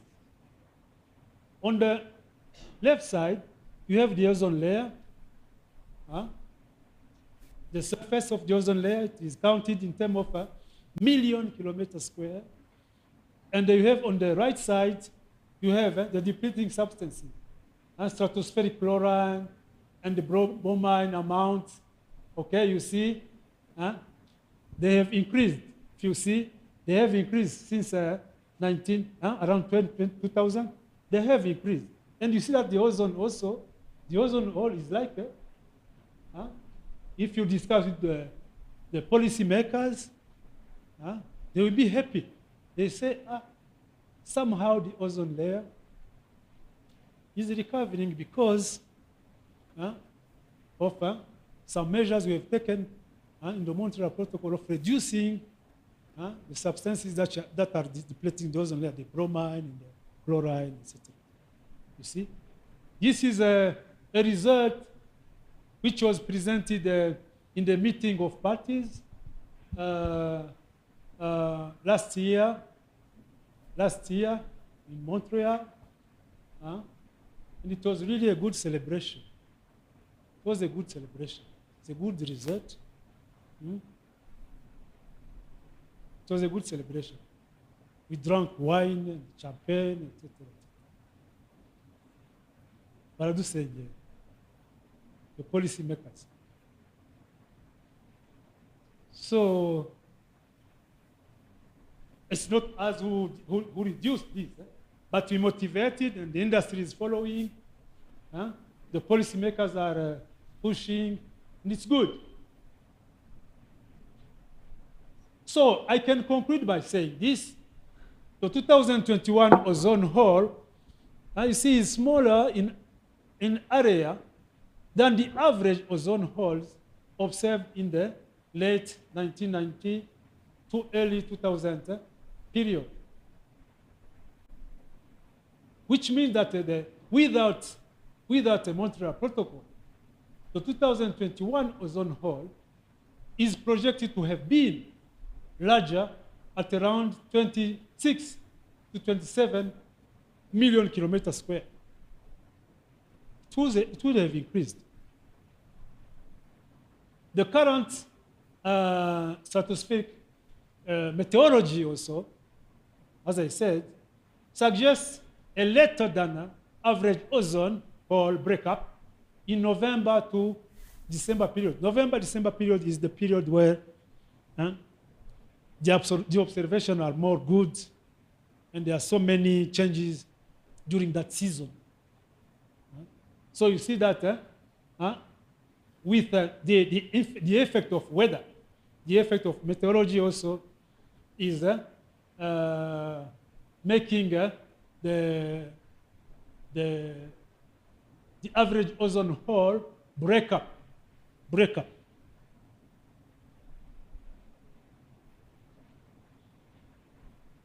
If there were no Protocol of Montreal, the ozone depletion by the 2050 would have been at least 50% in the mid latitude, in the northern half of the Earth, 70% in the mid-latitude of the South, about 10 times larger than today.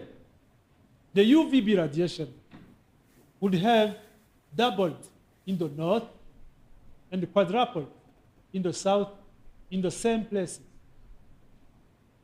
The ozone depleting chemicals in the stratosphere would have been 5 times larger.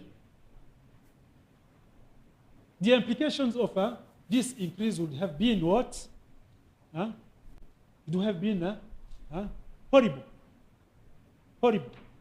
19 million more cases of non-melanoma cancer, 1.5 million cases of melanoma cancer, 130 more cases of A cataract.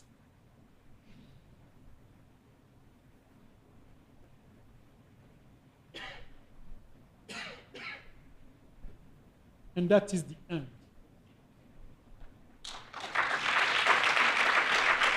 And thank you for your attention.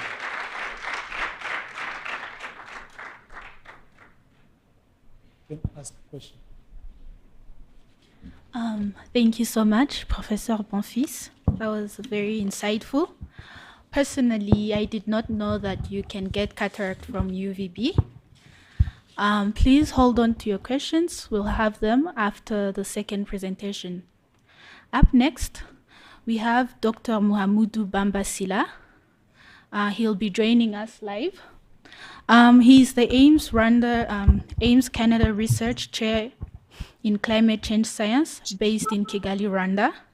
Prior to this, he was the Acting Director of Research and Senior Scientist in Climate Modeling and Climate Change at the Wascal Competence Center in Ouagadougou, Burkina Faso. He has co-authored more than 50 peer-reviewed publications in international climate journals. He has taught diverse climate-related courses in different universities in Africa and contributed to numerous trainings, workshops, and conferences around the world. Dr. Sila is a lead author of the Intergovernmental Panel and Climate Change IPCC assessment report, the sixth one, which is the recent. Now he'll be presenting on the outcomes of the recent report of IPCC. Dr. Bamba, if you can hear us, please begin your presentation. Thank you very much, Madam Moderator. You're welcome. And thanks for inviting me for this preparation of Ozone Day. So are you seeing my slides now? Do you hear me? Hello? Hello? Yes, we can hear you.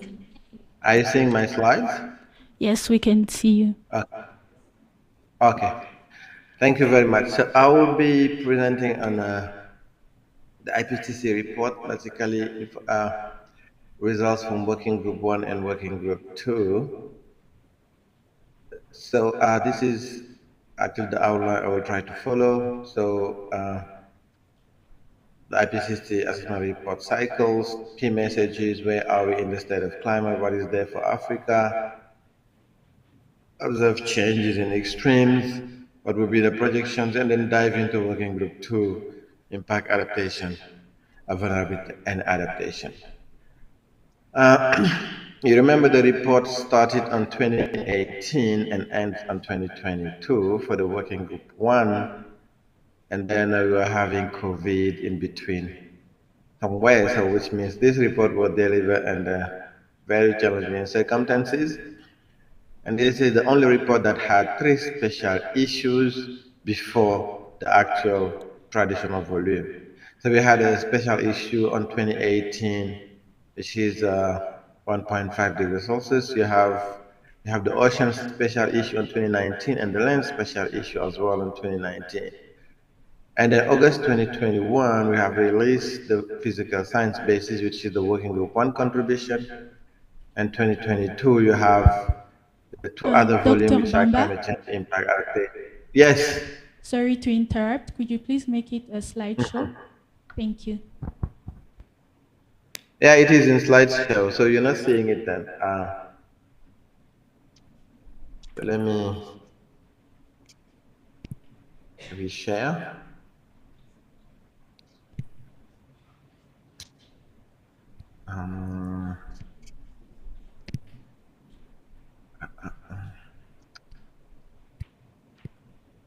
Let me stop sharing and reshare. Because to me, it is in slideshow. I don't know why you're not seeing it in slideshow. Okay.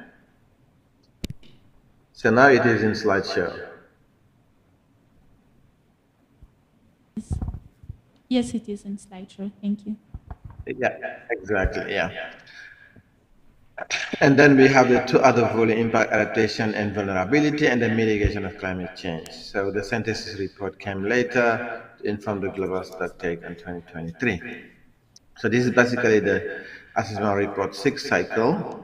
And in terms of statistics for the working group 1, we got 234 lead authors and more than 500 contributing authors.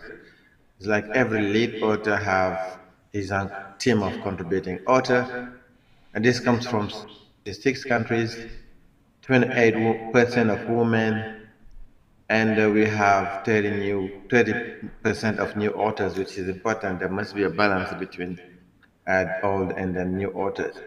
So 8% of the leaders were actually African, which is very, very, very important, because when you see 8% here, you think is a small number. This is an improvement compared to assessment report 5, and 14,000 papers have been reviewed, and we get over 8,000 comments all around, from all around the world. These are the African lead authors and review editors. So we had quite 19 persons participating as lead or review editors coming across Africa. And if you're looking at information for Africa, you can look at the chapter 10, which is regional climate change, chapter 11, weather and climate extremes in a changing climate. And I have chapter 12, because this was my chapter, which is climate change information for regional impact and for risk assessment. And then for the first time, IPCC was having an atlas, which is online, and assess also regional climate change. And then there were also some regional fact sheets. So this is where you can find information which are related to Africa. Of course, we'll be having Africa everywhere in the chapter, but in the chapters, but these are where they are focused as information if you're looking into adaptation, mitigation, and so on. So the first thing that I wanted to show is the global temperature anomalies. So in the last 20,000 years, and then in the from 1850 to 2020, so left and the right. So in the left, you can see that the warming is unprecedented here, because we are at 1 degree Celsius, now 1.2 here. And then last time we were having 1 degree Celsius of warming was 100,000 years ago, which means this is unprecedented. And these trends have been attributed to human activities, because there are a lot of attribution study that has been done, but this is one of them, the modeling one, where we use the observed data are here, and you feed into the models only natural causes of climate change, and then we have this green line here, green curves. It doesn't fit the black curve, which means some warming here are not explained by natural causes, and then we add human and natural causes like anthropogenic, and then solar and volcanic activities, and then we have this brown line that the black curve, which means so to be able to fit this black curve, you have to get human activities involved in the warming, so which means it is actually causing the recent warming. In terms of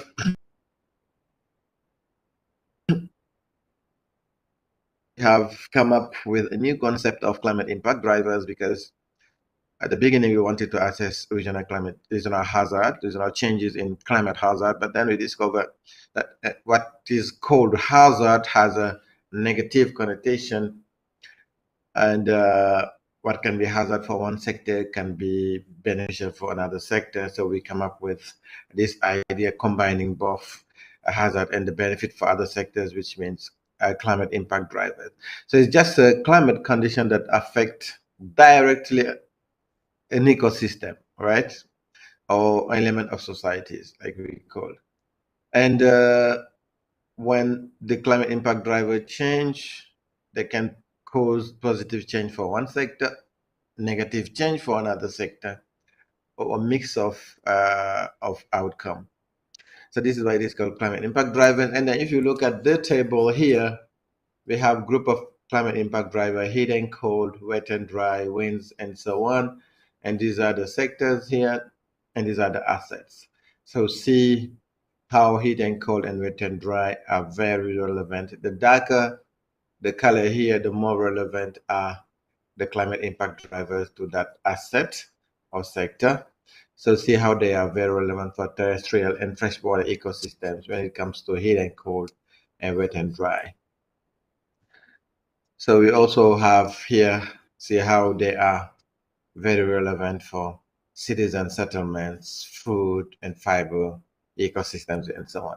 So this is pretty impressive. And how do we understand climate impact drivers? So I take an example of seasonal snow cover. We don't have seasonal snow cover in Africa, but this is the easiest example we can take so that people can understand what do we mean by climate impact drivers. So you have seasonal snow cover here. When the seasonal snow cover increases, and this is very bad for crop planting, but beneficial for skiing resorts. And this is what it has both impact: negative for one sector, positive for another sector, and then it is a climate impact driver. And we continue. When it comes to coastal aquaculture, it doesn't have any outcome, inconsequential here. And when it decreases, it is very, very bad for snow camouflage species, and but very good for predators.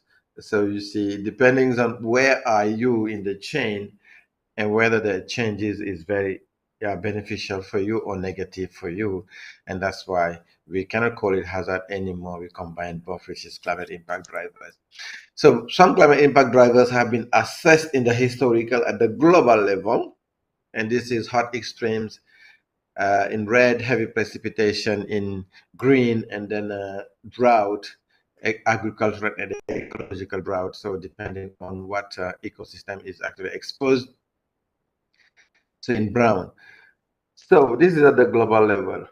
So we actually assess 10 years event. 10 year event means event that happen industrial period, when it's not happening 2.8 times when it comes to hot extremes, 2.8 times when we 1.5, 1.1, 1 degree Celsius of global warming, or 1.1 degrees Celsius. When we reach 1.5 degrees Celsius, it will be 4.1 times. 2 degrees Celsius, it will be 5.6. 4 degrees Celsius, it will be 9.4 times. So the same thing for 10-year event when it, of heavy precipitation over land. So even though occurring in the pre-industrial once every 10 years will now increase frequency. The same thing for droughts. Events that were occurring once every 10 years will now increase frequency. And at 4 degrees Celsius of global warming, it will be 4.1 times, which means every addition of global warming will increase extreme event globally. But then what happened then at the regional level? So at the regional level, what we did is we used these polygons, and this is North America, South America, Europe, Asia, and a small island here, Australia, and this is Africa, right? So for Africa, this is Mediterranean region. So see Mediterranean region here, Sahara Desert, here West Africa, we have it here, Central Africa.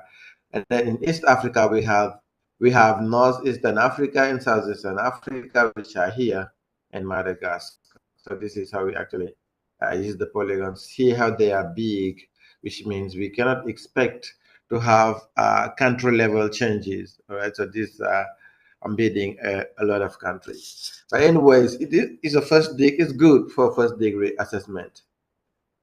So what we have here is we have increasing hot extremes since 1950, and the increases are of medium confidence. Okay, so which means we are not in high confidence where all data sets, all literature are saying increasing. And the papers they don't have low limited agreement or low evidence. So they are somewhere in between. So that is medium confidence everywhere except in Southern Africa. Right? When it comes to drought changes, so this is even more disappointing because we only have changes in West Africa, so like increasing trend in Central Africa, and then in Southern Africa, the two regions of South Africa. So we have uncertain changes in East Africa, two regions, and in Madagascar. This is from 1950 to 2020, of course. And then it's more like a matter of data than a matter of reality in the ground, because IPCC assesses what is available in the literature. So if nobody talk about it, if no publication talk about it, it will be very difficult for IPCC to actually assess and put those information. So even more disappointing are heavy precipitation. So everywhere in Africa, we say there is limited data in the literature, except in Southern Africa, where the changes are showing positive changes, but low confidence, all right? So this is really, really crazy. So a lot of work have to be done in getting better data to actually assess what's going on in the ground in the historical period from 1950 up to 2020. So changes in the mid-century that will emerge everywhere over Africa except North Africa. What we have is extreme heat increasing, heavy precipitation that can lead to floods increase. Also coastal changes are also increasing. And these coastal changes are coastal flooding, sea level rise, or coastal recessions. And these are the common changes we have over all Africa. But when it comes to East Africa, then another changes emerge, which is decreased snow or ice coverage, because that's where we have most of the mountain, and that's where we have the ice caps. And you can see that in the mid-century, we don't have droughts except in Southern Africa and Northern Africa, but not in East Africa. So because the assessment is uncertain. So this is what we have in terms of high confidence. And when we compare Africa with the rest of the world, so we can see here that changes as stronger as where they are maximum in the world. So Africa bear the strongest changes in terms of extreme heat, and this is deadly heat. In terms of droughts, we have West Africa, Northern Africa, but not in East Africa. Strangely, East Africa, precipitation or drought will decrease, and then we have probably increasing extreme precipitations here. And when it comes to sea level rise, you can see as well that changes are maximal over Africa and somewhere else in the world. But again, together with some regions in the world, Africa show the strongest changes in terms of sea level rises, showing that the continent is actually very, very vulnerable to climate change. So as a summary for the first part, because I have another part which is for working group 2. So projected changes in extreme are large in frequency and intensity. And then when we have an increment in global warming, like even 0.5 degrees of increment of global warming, we have very discernible changes, a lot of changes, extreme changes that we can appreciate. So then we also have to refine the climate change information, because you can see the regions are huge, and then we don't have country information. Everything is average. And it's so important to go to the country level. In this case as well, when you want to devise adaptation options, you have to take into account the information that is provided, the climate change information, because the different regions in Africa have different magnitude, a different sign of changes, and this must be taken into account. And you can see that systematic climate resilience have to be incorporated in countries' plan, and that would be beneficial for Africa. So that's the first part of my talk. And I was a lead author for the working group 1, but I was also a contributing author for working group 2 for chapter 9, which is Africa. All right. I'll talk a little bit about the impact, aggression, and vulnerability. So here we look at this diagram in the left. You can see that biodiversity loss increases as a function of global warming. All right, and then you look here, percent of species that are locally extinct at different level of global warming, and freshwater fishes that are vulnerable to climate change at different level of global warming. So we can see that as a conclusion I put here. So biodiversity loss in Africa have projected to be widespread substantially, and when you increase global warming, it will increase even further. And then this global warming, the reference period is 2001-2020, and we have looked at staple crops across Africa. You have Northern Africa, Western Africa, Eastern Africa, and Southern Africa. So here, when you look at, what we do is we look at crop yields with and without, let's say, adaptations, without climate actions like tillage and so on, management of canopy and so on. With what we call incremental adaptations, exactly. So with or without incremental adaptations, and you look at maize, rice, and wheat across the whole African regions, and the conclusion is like amazing. So the crop yields are decreasing without adaptations, and if you increase if you bring adaptation, incremental adaptation in, so what you have is at the beginning you are having some benefits, so the increases was decreasing, but as long as you go, as much as you go to the increase, the warming is increasing. You have actually the warming which is offsetting the incremental adaptation, and incremental adaptation doesn't bring any benefits anymore. All right, so which means as we warm the climate, so it will be very hard for us to adapt to have better staple crop yield in Africa. Also have look at heat stress for cattle, and then we can, this is the historical, this is 1.5 degrees Celsius and 3.75 degrees Celsius, and you see here in Central Africa and in East Africa, in the Gulf of Guinea, so severe heat stress are projected to increase in the global warming.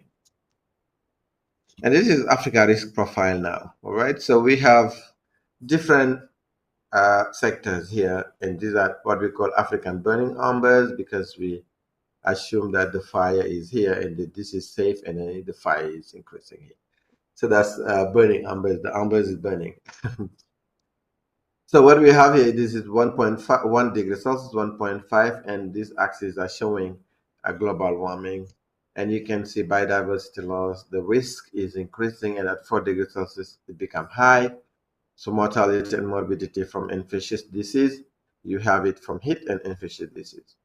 The risks are increasing, and at 4 degrees Celsius, it becomes also very high. We have the same, a similar pattern for food production. And this is crazy because biodiversity loss and ecosystems are increasing faster, and the transition are from low to medium to high confidence. But here is what is important. Okay, so at 4 degrees Celsius of global warming, Africa will have to deal with multiple risks on all relevant sectors. And all this risk Africa will have to deal would be very high. So it's not like this low and moderate, the other one is high, all of them will be high, and you have to deal with them at the same time, which is really, really crazy. Then some adaptation options have been devised. In terms of water management, some options in the farm have been suggested, like irrigation, rainwater storage. So the same are all things that we know: moisture conservation in soil, and then wider options comes in like flood and drought risk management, and then working with nature, having some land use planning, and then other things that you will see. In terms of improving food security, so effective options would be agroforestry, one options, and then we have community-based adaptation. So you have to actually go for community-based adaptation, improve the cultivar, strengthen the biodiversity, and have some diversification in the farm and in the landscape. So the wider benefits that you will gain are health and well-being, livelihood, but also food security and nutrition. So we also need to transform our city by 2050. We know that 2/3 of the world population will be in urban area, and you have to plan for that. And effective approaches will be nature-based and then engineering, such as establishing green and blue space, having urban agriculture, but also having needs for disaster management. Wider benefit would include public health improvement and conservation.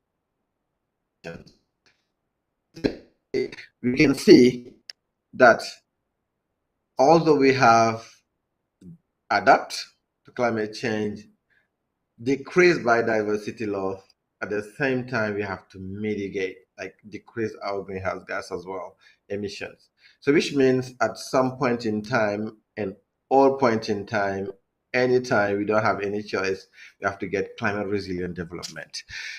And this have to be considered across all governments, structure and society, civil society, by forming some partnerships, and then local knowledge, indigenous and scientific knowledge as well, practical know-how have to be taken into account altogether so that we can provide more relevant actions.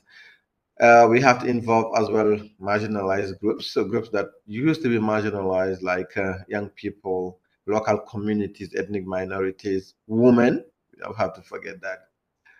And this will improve the prospect for effective actions, because now you are taking into account different views, different aspirations. When it comes to decision making and investment, equity and justice must be prioritized, because for me, those who are more impacted by climate change must benefit more in the investments.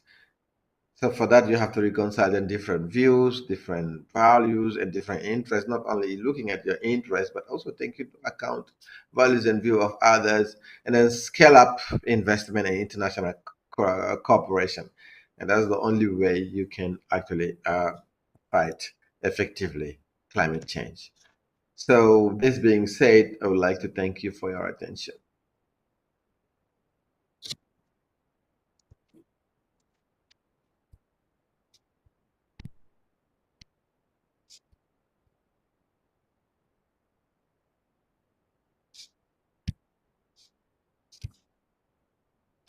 I can't hear.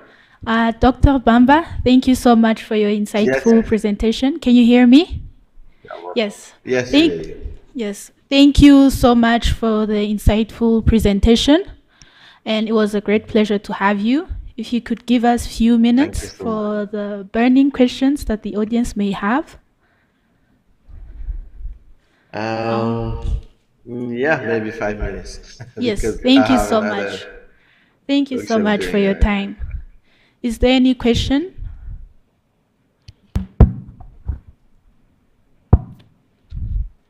Okay, so silence means everyone has understood what you said. Thank you so much, Doctor, for your time and your... Sorry? You're welcome. Okay, there's one question, sorry. Okay. Oops. Good evening, everyone. Thanks for the good presentation from Dr. Silas, I think. Mine is, he has explained very many good things. May I know, apart from the anthropogenic drivers, are there any other factors that are key to climate change? that influences all the factors that he has talked about. Thank you so much.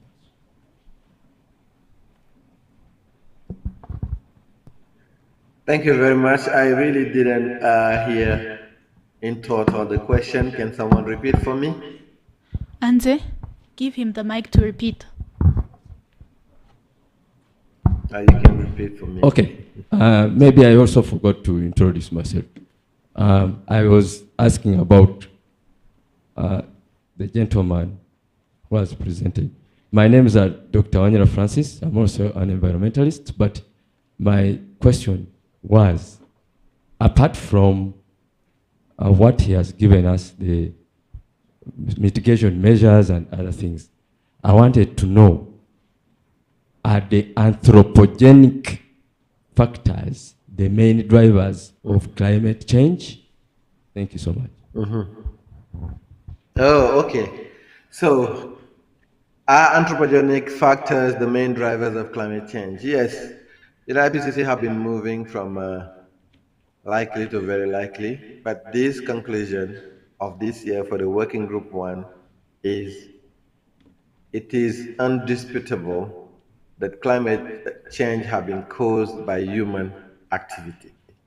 So that's something that is clear. The human activity have caused a warming of 1.1 degree, 1.1 degrees Celsius of warming compared to the pre-industrial period, and these have caused increases in extreme precipitations and the impact we have seen. Precipitation, extreme heat, drought, heat waves, windstorms, and other impact that we have seen on different sectors. Yes, anthropogenic climate change is the main cause. Thank you. Thank you so much, Doctor. Now the remaining questions, we'll give them to Professor Bonfils Safari. Okay. All right, we appreciate. Thank you so much. Round of applause, please, for the doctor. All right, any more questions for the professor?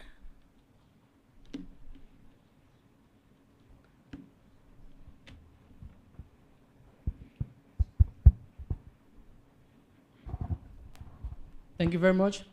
My name is Chester Wadra, and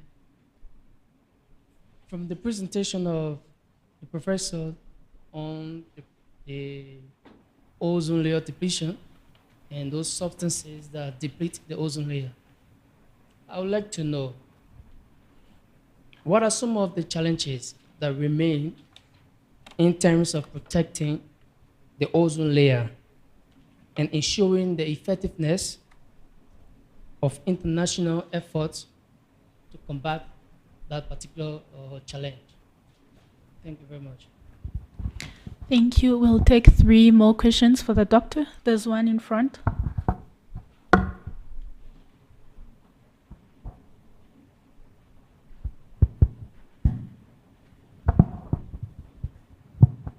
Thank you. My name is Ninji Eme Patrick, a student at East African University Rwanda in the School of Mass Communication and Journalism.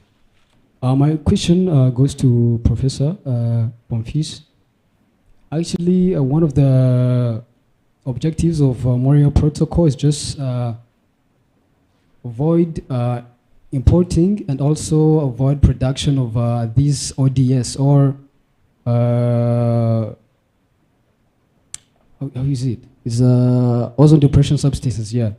And actually, we've seen that this ODS is found in these products we use, such as refrigerators and ACs or air conditioners. So, and we've seen that one of the solutions to avoid this is just repressing the CFCs into HFCs. And during the Kigali Amendment, we've seen that actually Kigali, as one of the developing countries, will implement this in 2028 by actually buying these substances through European countries, like importing. And I wonder why actually, as Rwandans in 2028, I think we will not be able, each and everyone will not be able to buy or to import a refrigerator from Europe by actually avoiding this ODS. So what are the challenges or what are the solutions being put in place or thought of by Rwandan government to also with people with a low ability to buy these ODS products such as refrigerators and air conditioners and also fire extinguishers? Thank you.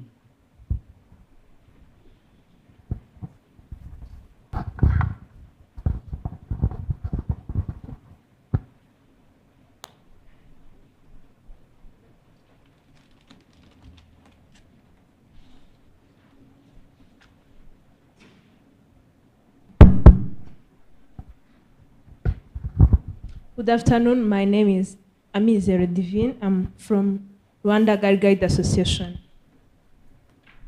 My question is this. We know that changes start by me. And I would like to address this question. Apart from those organizations and the nations and countries, what are interventions that can be done by individual for reduction of ozone layer depletion? Thank you. Professor, are you comfortable with answering questions now, or should we do a couple more?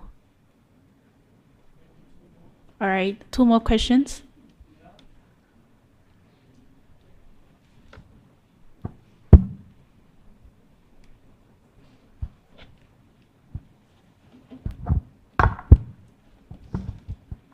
Thank you.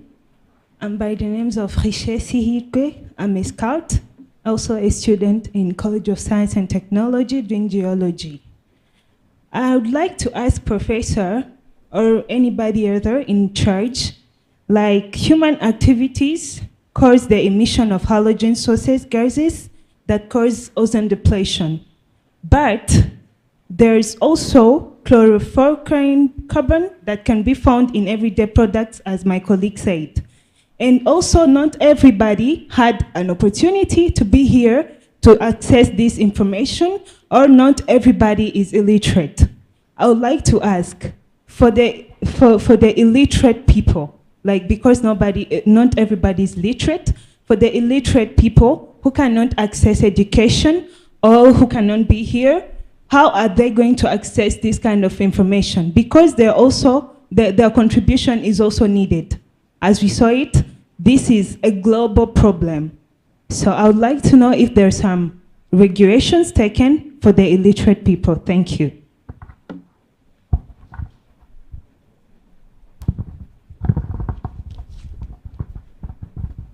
Good evening.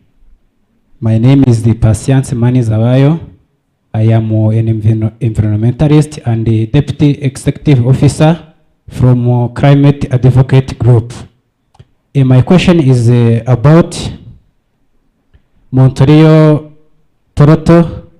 I wanted to ask how the Montreal Protocol success can serve as a model for implementing global agreements targeting greenhouse emissions, particularly in our developing country, Rwanda. Thank you.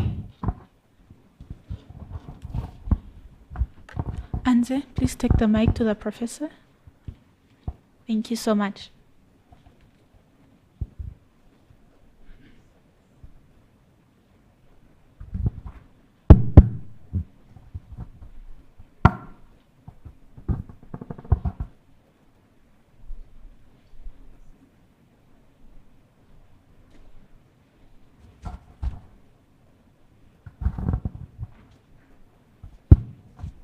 Thank you very much for the question raised, and I'm happy because I see that we have captured something.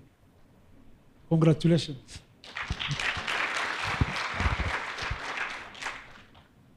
So,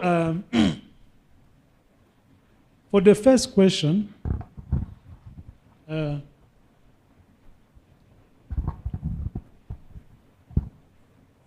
challenges,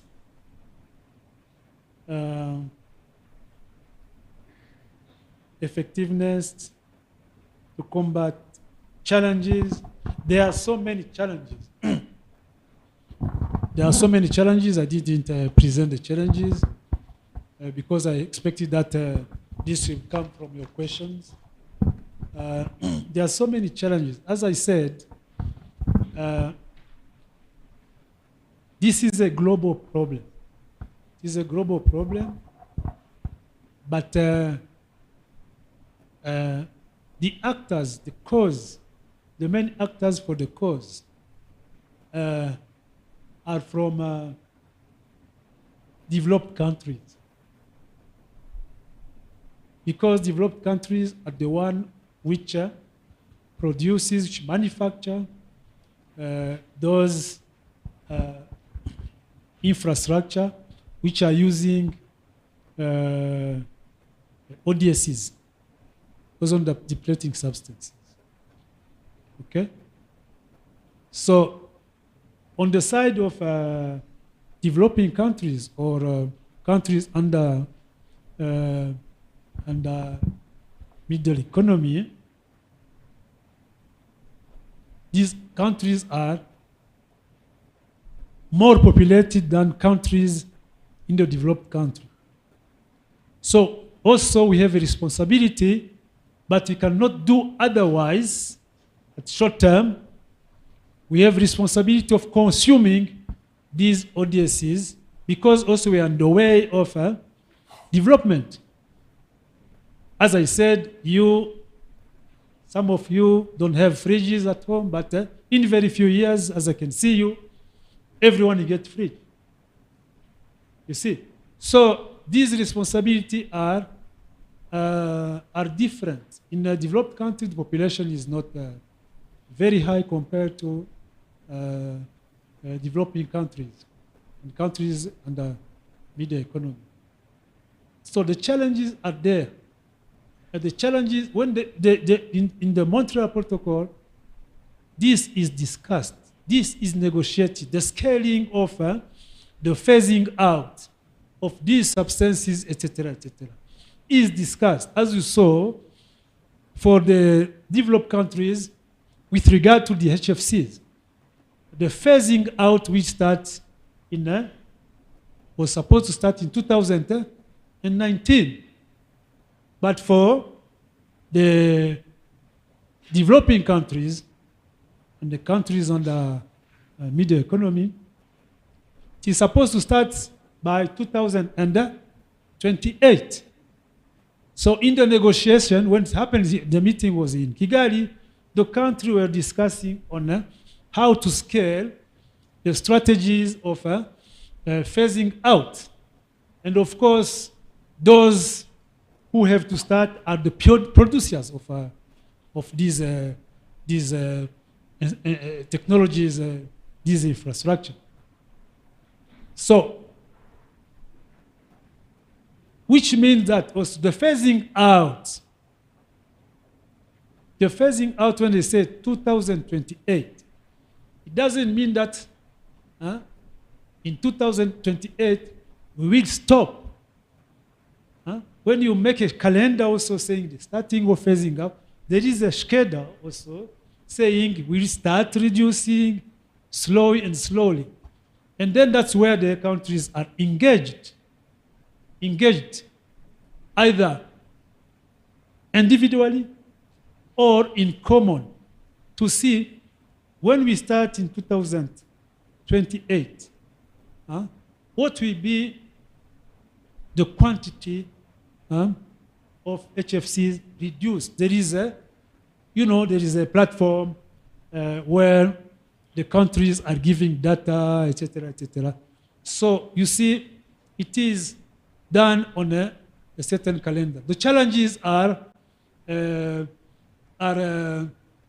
analyzed strategically so that this goes slow and slowly.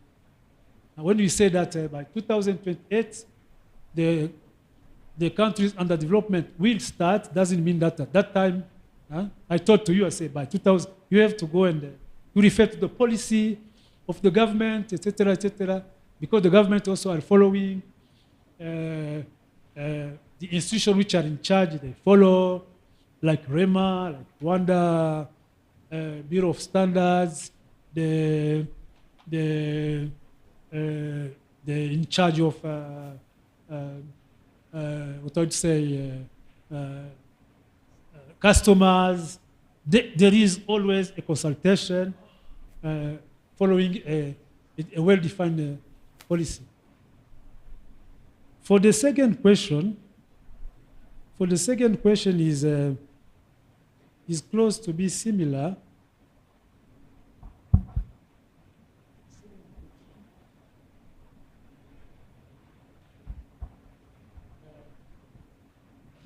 The challenge, I think the second question and the first question, they go together. If I'm not wrong, if I'm not happy, you tell me. The third question, Amizero, okay, it looked like a question which was asked by a journalist. Huh? It looks like a question, you said you are in communication. So you say, how can we, what is the strategy to make this known by the community at the level of the country? This is a way of doing this. And I appreciate that Rema did this, called you. You are a sample of representation of the nation. Because when you go back home, I will not come and knock at your house, but you have captured the message, right? So you go home and explain to the family members about what is going on. What is going on doesn't mean that immediately your parents or yourself, you start saying, okay, now I have to be vigilant, etc. There are some measures which are accompanying you from government policies, etc., and which are not really abrupt. Okay? So the first thing is, these are new things. They are new things. For you, it's new, and for me, it was new during the 80s, the end 80s. So it's good that the messages be communicated and transmitted at a household level. But it is very important. It is very, very important, I tell you. We realize how it is important when we be responsible. Because the issue of cataract, is happening. It is happening. We realize that very soon. Because even if the ozone layer is recovering, but there are some impact already on the human life. Sure.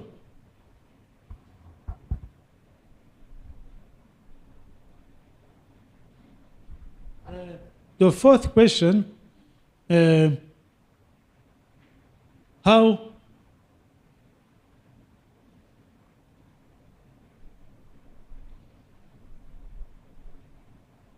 illiterate people get informed about this knowledge. I think it is the same. It is the same. It is the same. I was giving an interview to the journalists. There are so many ways of communicating the population. I think Rwanda is very advanced in this way. So many radios which are communicating. They have good emission. So they communicate the population, also through you, and also in class. You can invite me another time, I come and give a communication. This is the way of doing. And the REMA is doing very, very well because they have always a page in the radio, a space in the radio to inform. In the university also, we start soon to communicate the population about some new information which are expressing concern to the population.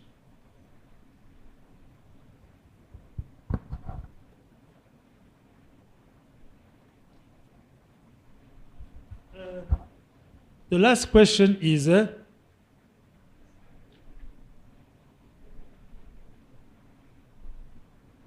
what was the last question?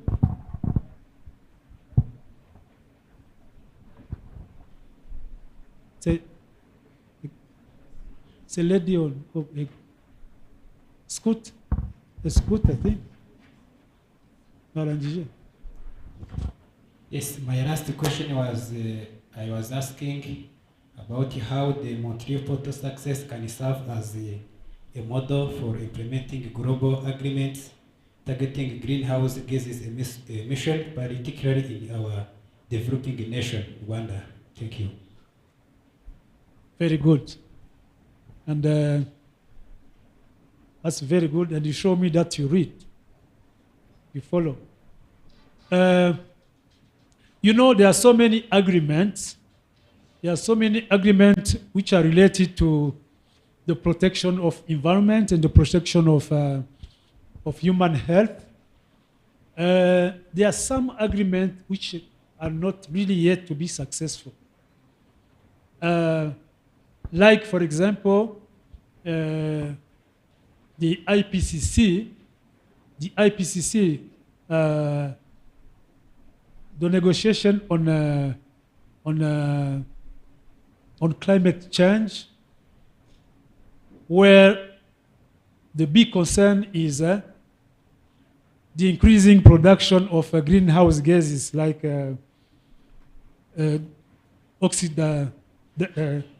carbon dioxide and other similar greenhouse gases.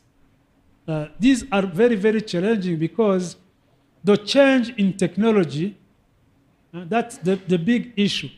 The change in technology for the greenhouse gases is very complex. It is very complex. Changing from greenhouse production to non-greenhouse production, like for example, CO2. It is really very complicated and still now being discussed. For example, reducing the production of CO2, for example, the consumption of CO2. Let's say in Rwanda, for example, reducing the consumption of CO2. Much of the CO2 is produced by cars, you know that.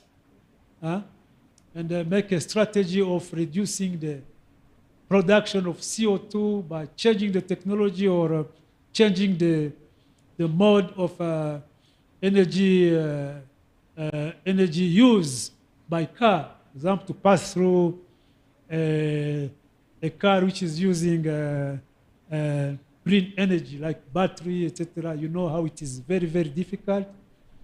I have a colleague who has bought a car which is using batteries, etc.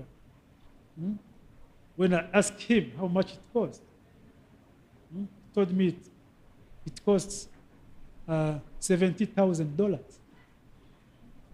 You understand? A Jeep, $70,000. It's not easy for everyone to afford it, isn't it? With your 3 millions, you can buy Koki Kumi or Corona. This. You understand? Because you need what? Just to move from your village to here. Right? But there are possibilities if the countries are committed. For example, I take the example of Rwanda, for example. By its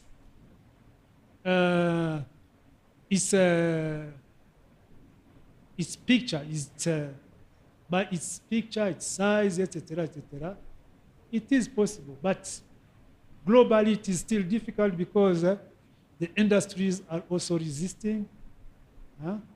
Industry are also resisting. You follow the debate. You follow the debate between Trump and Kamala Harris. Do you follow the debate on the climate, on the way of changing the use of energy, etc., etc.? Today, Kamala Harris will say that they will reduce the production of vehicles using producing CO2, and the day after, because the pressure of those who are going to vote changes, say that we think about doing following other strategies, because Trump also has is fighting against the climate change. So you see, there are so many challenges, but the Montreal Protocol is easy. You understand? Just changing a technology of refrigerator and air conditioning, and any other use of gas, they change the kind of the gas, etc. Looking at the energy efficiency, it is quite easy. So the Montreal Protocol by itself, because it is successful, it is an example as it is. Okay? Thank you very much.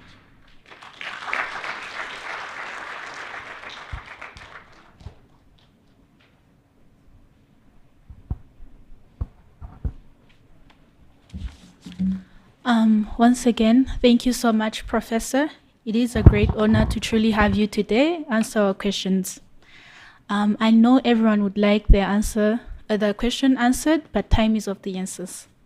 So up next, please allow me to welcome the guest of honor that we have today, the Acting Director General of Environment and Climate Change at the Ministry of Environment at Rwanda. Mr. Tade, the floor is yours. Thank you.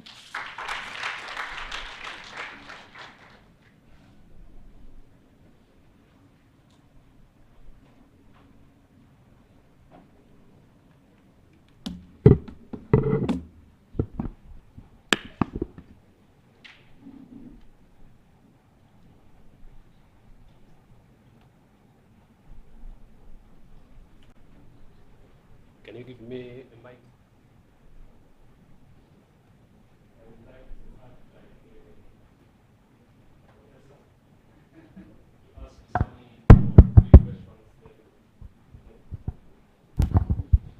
Good evening, everyone here. How are you? Many of us have learned about ozone depletion, and yet we found some stages or processes according to Chapman. And we have seen that there are 4. Who can tell me only one? Maybe the first stage or the first process of destroying our depression, our ozone layer, according to Chapman theory. I would like someone to take mic and help that one. I would be answering, but I'm not so confident about my knowledge on chemistry, so Sure. I will lead it as an economist. So the first step, it talks about highly energetic oxygen atom, where HV plus O2, oxygen, equals to 2O. That's what I noted. Clap for her. We have seen that ozone layer is composed by 3 atoms of what? Oxygen. The other question. Who can tell me only one impact of anthropological activities we made here on Earth that could be part of destroying our ozone layer?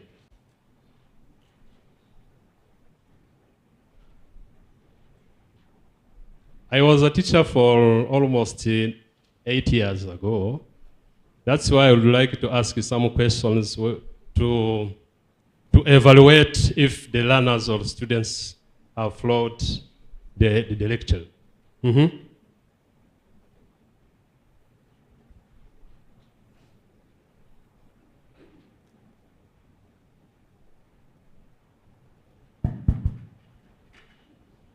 I think if the ozone layer was absent, millions of people can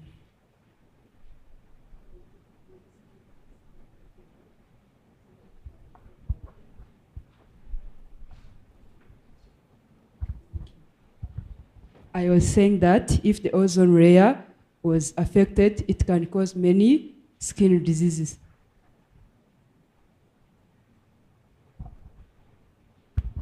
The answer is too scientific because you have to consider the effects of ultraviolet mainly as the country near the equator means we receive a lot of solar radiation, including UV. And when you measure UV index, it means it is above 3. And when it is above 3, we have to forecast that, because people could take the umbrellas, can wear the eyeglasses to protect themselves. Thank you very much.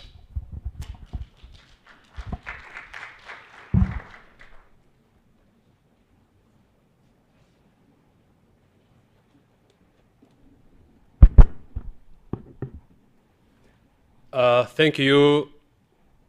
Can you hear me? Thank you, Professor Bonfils, for a good presentation on the ozone depletion and the climate change.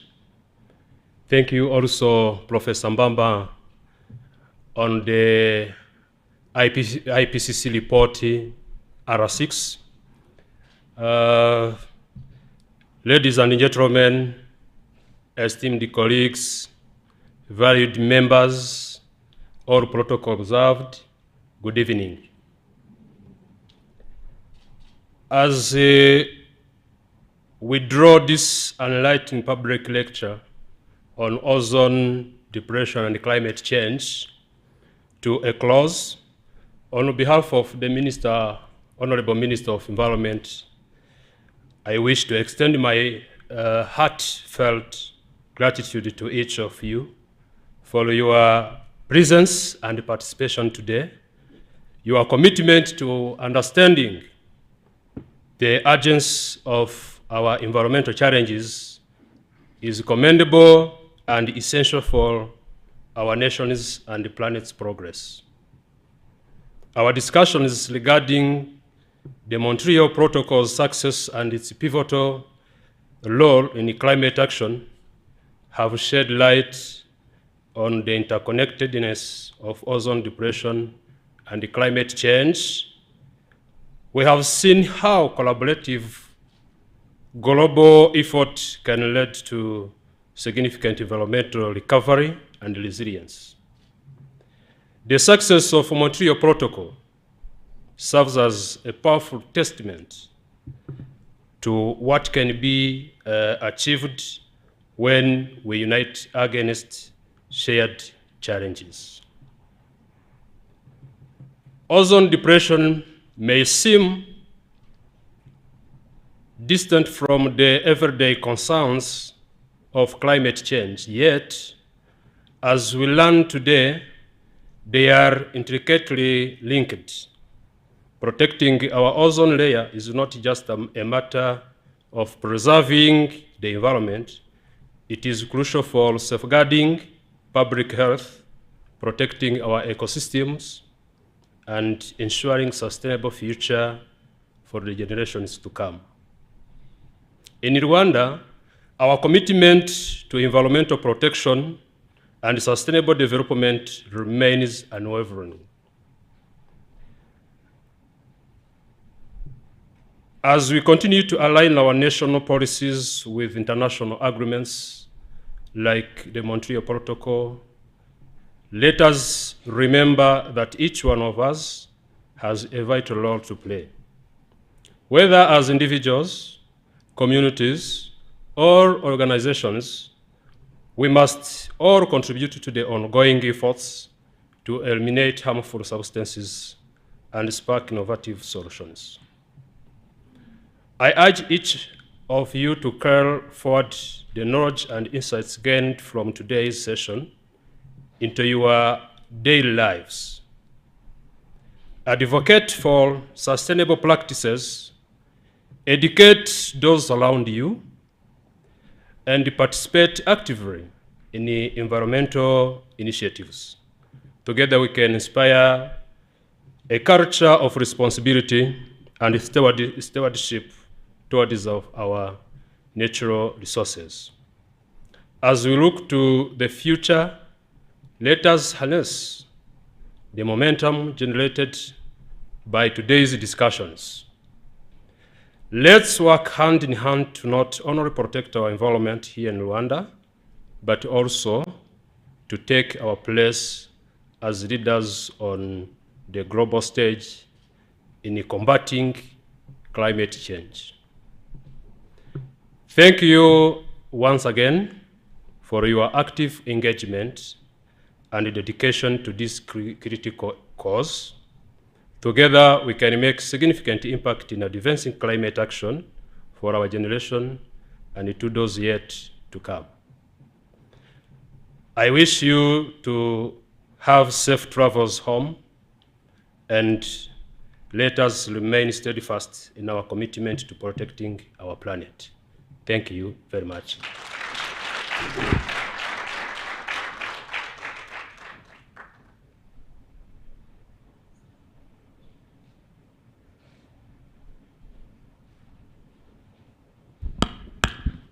Before you all go, I'd like to call you for a group photo, and I'll ask facilitators to help us with chairs here so we can all take a group photo.